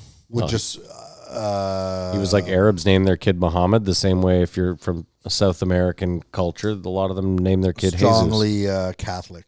Yeah, strongly Catholic culture. I thought that was so self-explanatory that it didn't even deserve to be asked by Joe. I think that's a thing in life, though. I really, that makes sense. You actually asked yourself at some point, like in your head, whoa, why do so many... The Yeah, analogy- but Simon, maybe there's some the analogy ignorant made fucking clear white dude who listens to before- Joe Rogan and is like, "Oh my god, I never knew that." I don't know thought why it's he had a weird someone shitty named Southern their kid accent. Jesus. I almost thought that before. I have Sorry, no problem what? with anyone's name. It's weird naming their son Jesus. Like that's a bit pretentious or whatever. But no, it's just it's a common name because of popular faith. It's weird though. No one names their kid God. Lots of Jews name their kids Abraham, Yep. Only people name themselves God. but very few name them Moses. Moses Itokin. Interesting. He was a Vancouver skateboarder. No, I mean there are Moses Moseses Itkinen, for yeah. sure. Just in my Nice plug, Kamar. limited sphere, I haven't run into a lot of Moseses. I'd hope they'd be wise. You wouldn't want to be a jerk off. Yeah, I mean it's kind of a cool name though, Moses. Especially if you're not a Jew. It's out there. I think It'd be like me naming my kid Jesus. Jesus Anisman. Jesus Anisman. No, we're just going Jesus. Wouldn't you not Okay. call him Jehovah? Why? I don't know. I just sounded like religious there. Jehovah Anisman. It's better than Agent. And then nickname Hova. It is not better than Agent. That works out well. He talked about reincarnation. I think that's what we should teach everyone. That's what I got right here. Oh, let's get into it. That's my question. What do you think of reincarnation? Well, there's two reincarnations, right? There's reincarnation like they were talking about that you come back till you get it right, or there's reincarnation that you come back as a moose and then you come back as a... Either way, though, in everybody's version of reincarnation, you do not know that you're being reincarnated. Because if you were to know that for a fact, then how could you ever live your life In the moment. In the moment, yeah. You just, I think I want to be a squirrel and check I it. mean, Hindus, for example, believe in some sort of reincarnation caste system. So they know that when they die, the same way that a Catholic believes that they're going to end up in heaven, that they're going to end up reincarnated. If they don't sin. But you don't know when you come back that you've been reincarnated. I mean, you know because you believe, but you don't remember your... I understand you're in the camp that you'd like to know that this is happening, but I think if we don't know what happens, we might as well go with reincarnation. No, I'm okay with that. I'm okay with whatever you want to say. Everybody's entitled to their... You're not okay with lights off, it's over. If that's what it is, that you don't know it's happening. You so have to be it's a okay with moot it, point. but if it's lights out and it's over, but I'm aware that it's lights out and it's over, I don't like that at all. Like just an eternity in an endless void. But it's not eternity in an endless void because there's no consciousness anymore. So what do you... I'm saying if the afterlife ended up being conscious oblivion, Well, I mean, that just would suck. I can't see how that's possible. Anything. We're talking about the afterlife. Yeah, but I mean, consciousness itself can't be void of everything. You know what I mean? Like, maybe that's hell. Sure. If you don't know, you don't know. That's the key. So I've heard stories of people who have like, let's call it a schism, where they're able to recall their past lives, and to the point of accuracy of they have names and dates, and when you go and check those names and dates, those people actually existed in time. That's kind of weird. Yeah, research is tough to do, for sure. Laborious. Again, if you were going under the premise that That was real. that it was something that happened, then that's interesting. You want someone to be able to report from the afterlife. No, I'm just saying it seems like there are glitches sometimes to illustrate your point. That there But let me ask you this. If we started off with X amount of species on the Earth, then there would still have to be X amount of species on the Earth. There couldn't be more because that wouldn't back up that theory. What do you mean? Sorry, you're going to have to, I don't know. Okay. Everyone is everything. Well, if you're reincarnated, okay, let's say just for the sake of this argument, we have an apple, okay? And the apple is the Earth. Now, on that apple, there's just 4 ants, okay? One of the ants dies, but he's reincarnated as a plant on that apple, okay? So we're still at 4. Now, 2 of the ants have a kid. Like, my point is the reincarnation thing, like, You're assuming that every item on said apple has to be a reincarnation? Well, I guess what you're saying is you can still have a kid and then that kid is always reincarnated after that. Is that the point? But it just seems like I just don't think there's such a strict rule structure to... Well, my point would just be... I think it makes sense. It's just a finite. So you just think there's like let's say 17 trillion living organisms on this earth that are just in And constant there's rotation. nothing to be said Okay. either. It's your time to do that There's shift. nothing Fair to enough. be said either that the reincarnation isn't all humans, and it has nothing to do. You never come back as a Well, that's what they were talking about. You A come back plant to live a or life to an get it animal. right. Till you get it right, and then you get your 72 versions. like maybe that's where like the multiple dimensions come into play, where it's they're all existing at the same time. or not even. It's just one is opened when the next one closes, and kind of stays as like a file folder of sorts, But I think it was just more saying this is what we should all adopt as the thing. It's not going to happen. that we obviously, 'cause that we believe that. the whole world just goes Well, I with mean, listen, if you really believe that, then you better be good. that. Well, no, because Kamar You're just said coming back maybe- to get it right. Well, that's what I've said. On his logic, you get multiple chances Yeah, or unlimited. That's a what huge does right problem mean? if everybody knows that. But if there's the possibility Is that it? you can come back as a dung beetle, you're going to be less likely to be a shit. However you are, you come back as a bird if you're better. But So why are you- is it, well, why is hold it on. bad for everyone to believe in the reincarnation? To the one you just said before. It's dangerous for everyone to think that. That's what you Well, again, why would you, if you're not liking your life right now, Mm-hmm. why would you not just A, end it, or B, But people do that. said. Okay, and so if you end it and we're all on the same page, you're like, oh, they're going to go do it again. Good for them. Well, no, his question, I think what he's No, saying. but then just nobody would live. You would do things you would never do because you're coming back to do it again. It's like Groundhog Day. I think You only can go weakest out people- there and fucking take your dick out and start slapping people in the face because nobody's going to remember tomorrow. was that in the deleted scenes? Sorry, it was the idea of Groundhog Day, and I just made Okay. up something that happened. It's like, damn, If Bill we Murray. all believe it, then it's all fine. But obviously, it's just a pipe dream. I just don't even think your pipe dream holds weight. Wow. No one can report, so it could be happening right now. Could be. And I wonder if I did worse in the last life. I must have. Well, Kamar, if your idea is that you're supposed to be getting better at this every time, then yes, of course you would have done worse in the past life. Just stating the obvious. But what if you did bad in the past life? I was doing good, but I did bad, and now I ended up here. Or maybe you were in a worse position and you did good, and here you are. This is the upgrade. It could be better. Well, of course, but you don't if just this get is if this is the upgrade right now, I'm thinking like, whoa, what was I like in the you last don't one? get what I'm the saying. ultimate upgrade in one life. You don't have get to these live shoes lot if you're a of bad lives. boy. I tell you that right now. That's true. That's true. But yeah, like I've heard also stories of like somebody dying for a second on the operating table or something and coming back and having that moment of, oh, I was about to, be reincarnated or whatever the case is, Seeing the right? light. Yeah. Seeing the light or just that recollection of having done this 100 times before or 1,000,000 times before, that one little, I think actually the story I heard was somebody who has some recollection of their birth. I never believe those And people that ever. moment, he was like, oh, it was this like moment Was it the of bodybuilder? doing it again. I don't know. I don't It know was where I C.T. heard it. Fletcher. C.T. Fletcher, yeah. I don't think so. Good pull. Why does he say he can remember his birth? Well, no, he almost died. He came Remember back, C.T. and Fletcher he's now said got he the was Asian like woman's he heart. died like three times, I and remember.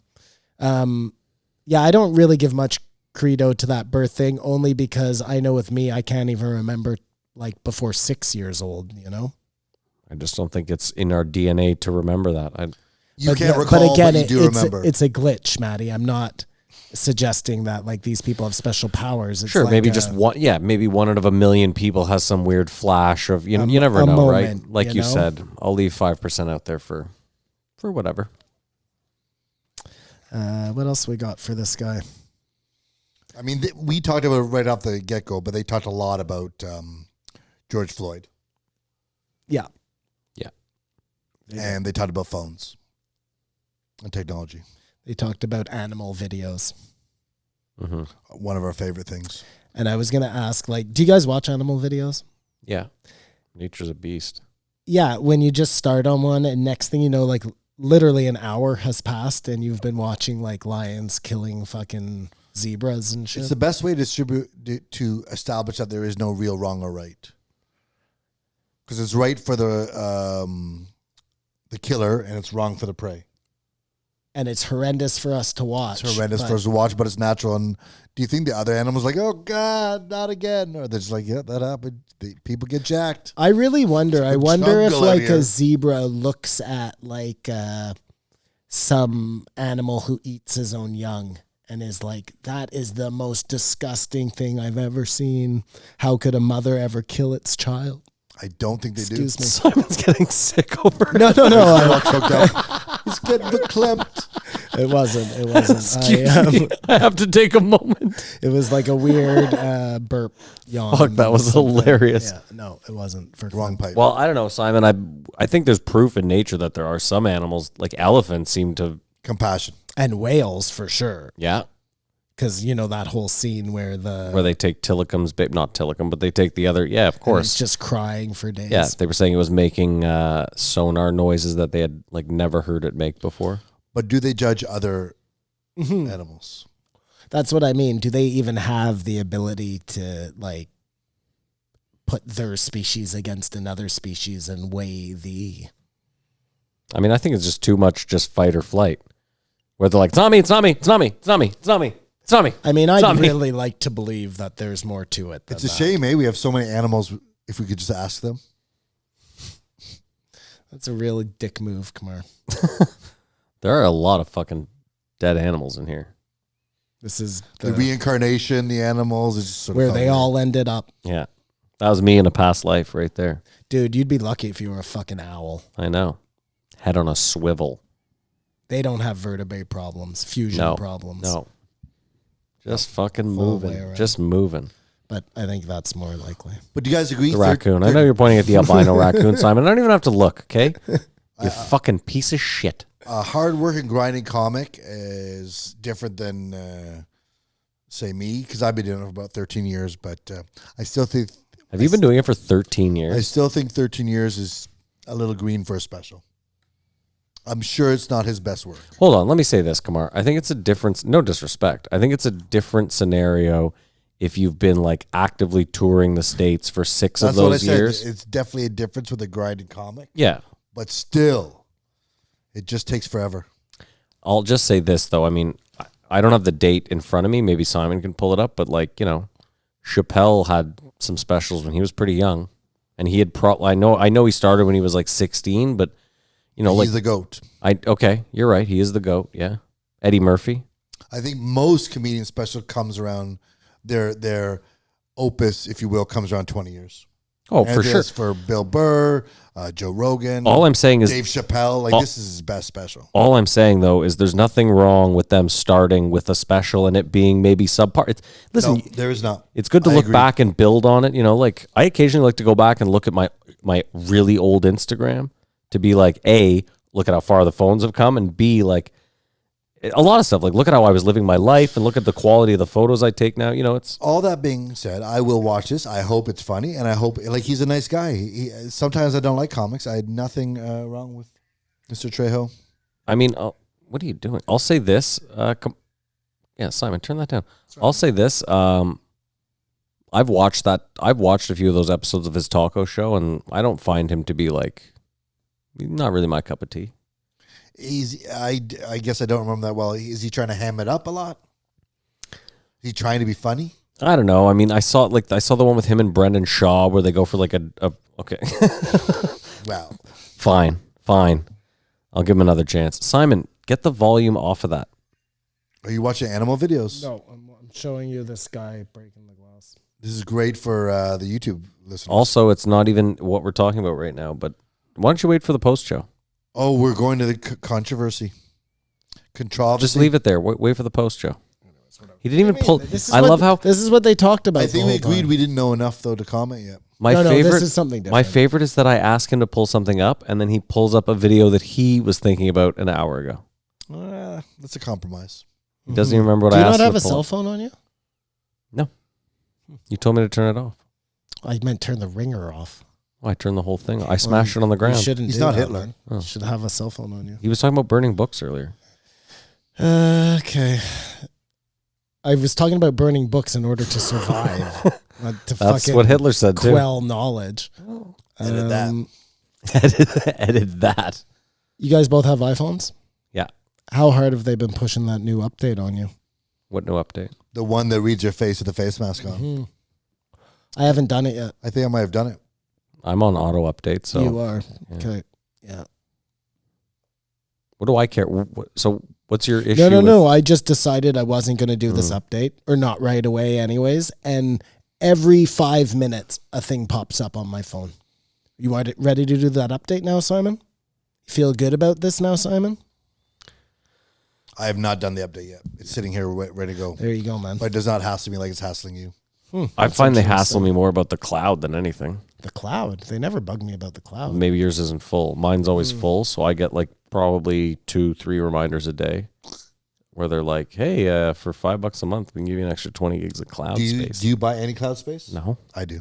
I think I should throw it away, but Do you know how much money we as a podcast have spent on storage? I have so much storage at home right now. like terabytes? Yes. That's hot. And we will continue to spend a stupid amount on that shit. Joe was going pretty strong in the paint about not needing his watch to give him information. And yet the Whoop strap.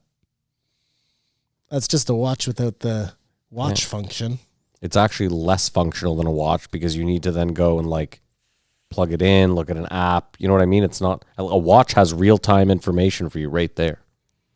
Yeah. I guess the argument too is that if you know how the sun works, you could always just. A watch is just jewelry. I agree. At this point. I've never in my life had a watch, and I wear a watch. I would never wear a watch. You do wear a watch, Kamar? From occasion. I have a very nice watch at home. I like it. I want to wear it, but it feels like just feels weird. Someone on could the wrist. strangle you with it. It's like a time handcuff, you know? Yep. Did you guys happen to see Drake's $600,000 roulette watch? That actually works. Has a functional roulette wheel in it. Really? Drake's. Yes. Yeah. Yes. But I just thought to myself, I was like, it's crazy that like I would never spend my money on that. I love roulette, but I just $600,000 on a watch is so obscene. Let's get this podcast to $100 million and see what happens. I promise you, I'll probably just live in the woods with Floyd fucking comes Simon. in with roulette shoes. Just to talk Spinning. about Spinning. COVID for 1 second. Sure. I thought Joe did make a valid point when he said, you know, right about now, the media has been how everybody's gotten their information. And they've told us whatever. Fear mongering. Stay inside, whatever, right or wrong, okay? We listened. They get on, they say, take more of this vitamin or take more of that vitamin. And you do it because you trust that they're looking out for your best well-being. They could easily get on now and do some good. You know what I mean? If they said, I don't know, sugar was making it easier for you to get coronavirus, you would have this like mass vacation from sugar. People are so susceptible. Look, to I'm not advice. suggesting that you lie, The sugar but lobby if would you're never going to let that lie happen. anyways, Lie for the good now is what you're saying? for a little bit. Gotcha. Yeah. But the sugar lobby would never let that happen. Let's keep it. I find it very odd, though, when we say the media. Because, like, Joe's the media at this point. And then I was thinking about Tim Pool, because you listen to Tim Pool a lot, and you guys seem to trust Tim Pool. It's mass media. But The okay, media fine. covering Mass the media is a but weird thing, though. Well, that's what I'm like. Tim Pool, for example, he gets his info from people who are in media, right? They're writers, they're journalists. Yeah, they're not. Yes. But that's what I'm saying. Is it's a weird, saying the media is almost too encompassing. It's Because like, just as an example, let's take my parents. They're older. yeah, They're getting my dad gets a lot of news from online, but my mom exclusively from the television. sure.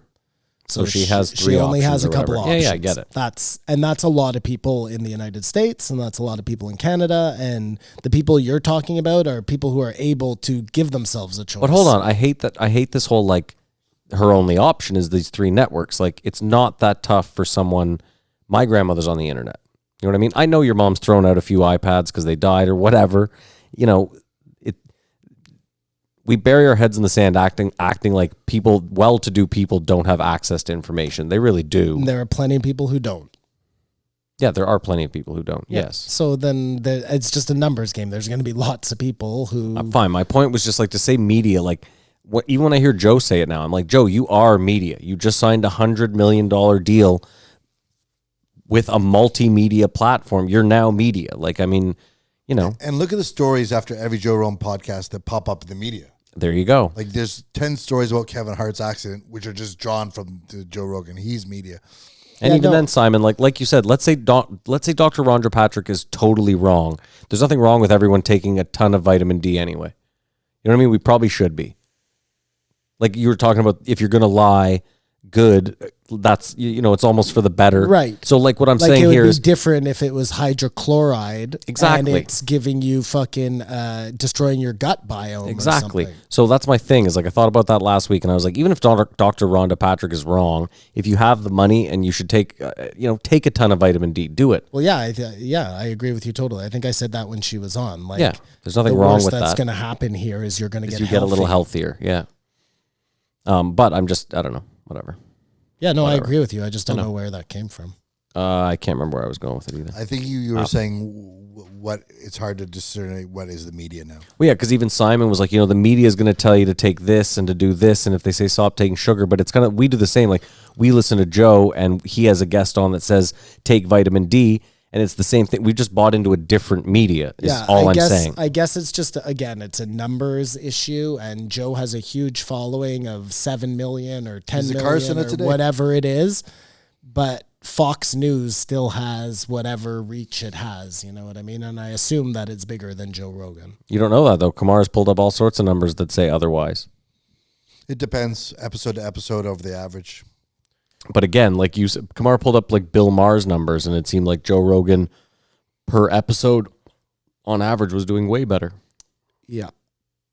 And that's on like a massive network. So Sure. I guess, again, some people sit down and just have the news running all day. yeah. So whoever the host is, that's not really the point. It's that they're on Fox News for the day. Listen, Even if you do that, they just run the same stories over again. You're not getting that much news even if you watch news all day. Listen, I'm arguing semantics to play Diablo Avocado. I understand what you're saying. Mass media, like the main networks are shit. They're trash. They're feeding us whatever.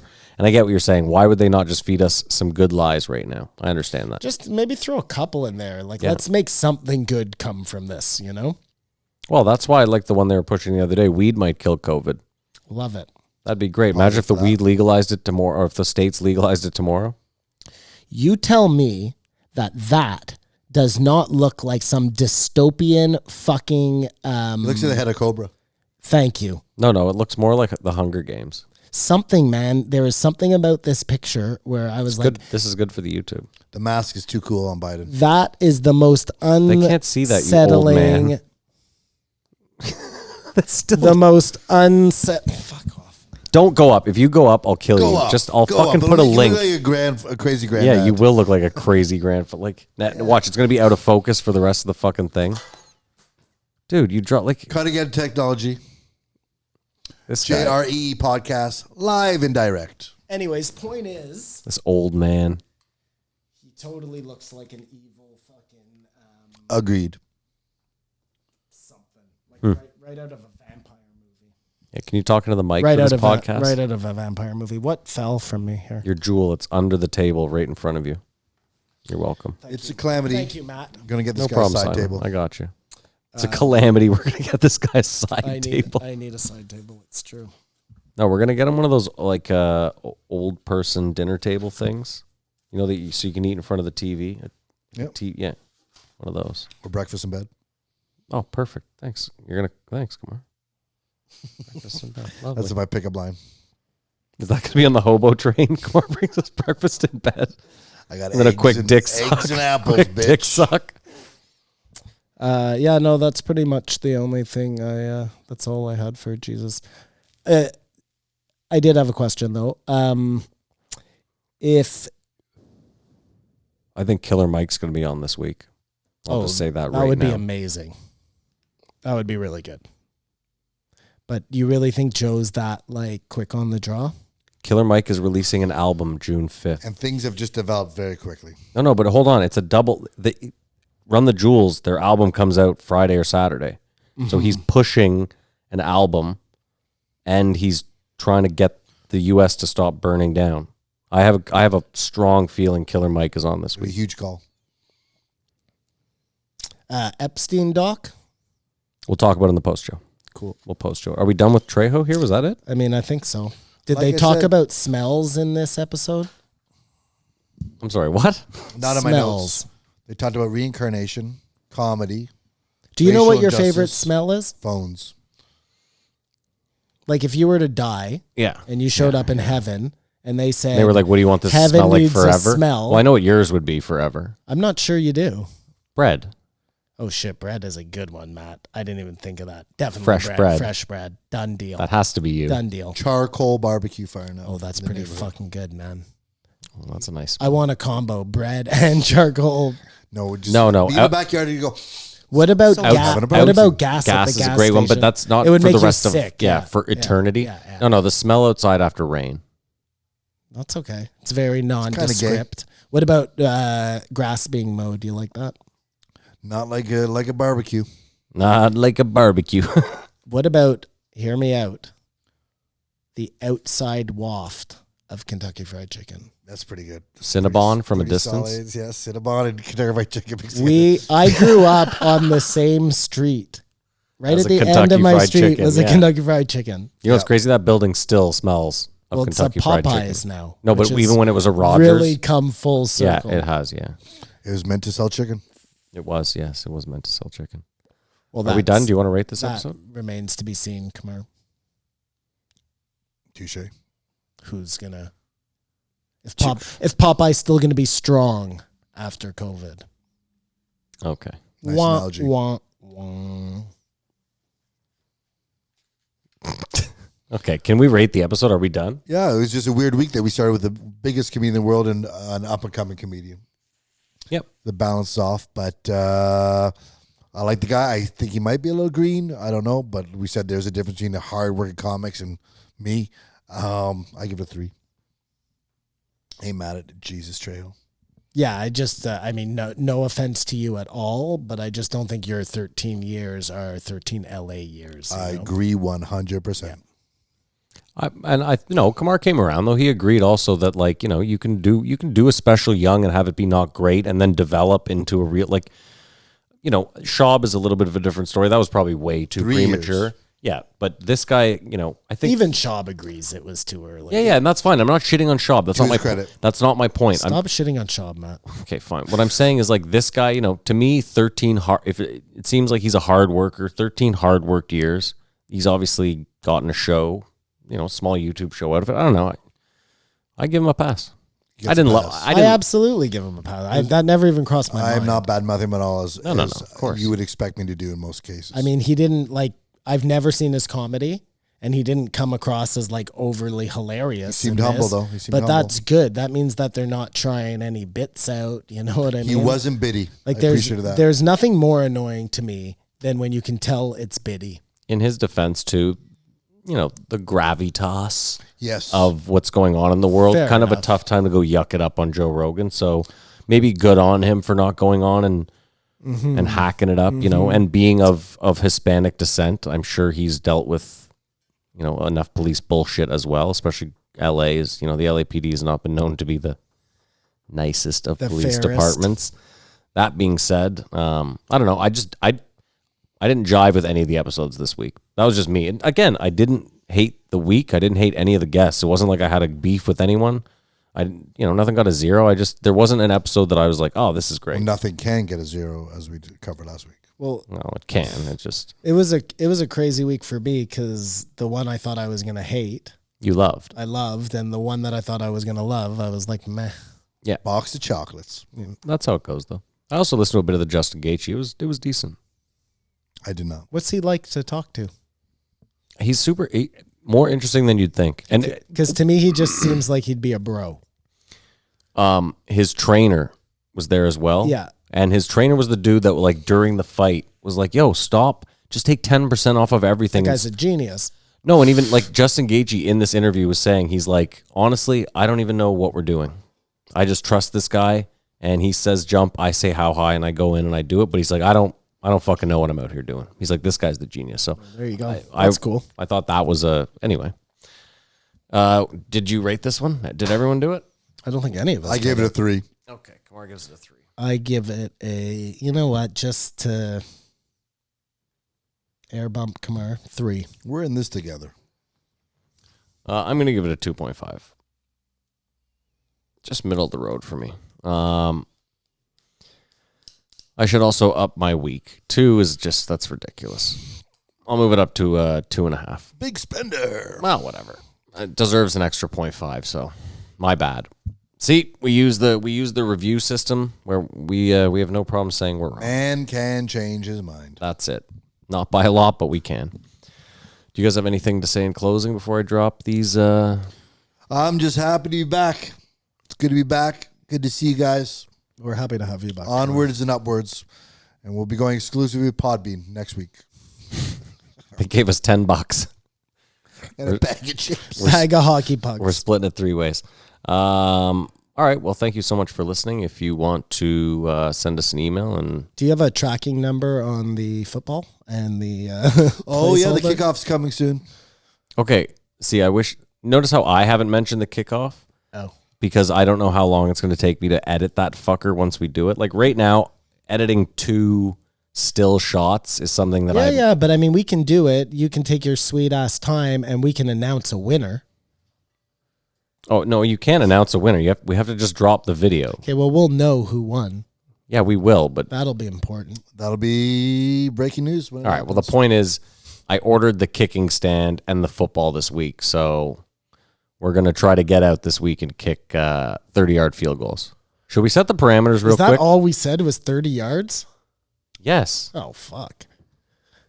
This guy's really confident. Should we set the parameters out right now on the air? On the air. Oh, Like, do we get 3 tries, 10 we said 10 tries? it was 10 tries. We always Okay, 10 tries. No and is it practicing before. consecutive? Like Kamar tries 10 times, then Simon tries 10 times? Or is it like Kamar goes once, Simon goes Let's once? decide that That's right now. interesting. I don't know. I say you get 10 in a row. I say you get 10 in a row too. You want to get that groove going. You want to And get we'll- that groove we'll- going. Yeah, that We'll makes flip sense. or we'll do something We'll to see pull who we'll goes pull first. we'll pull numbers for the order.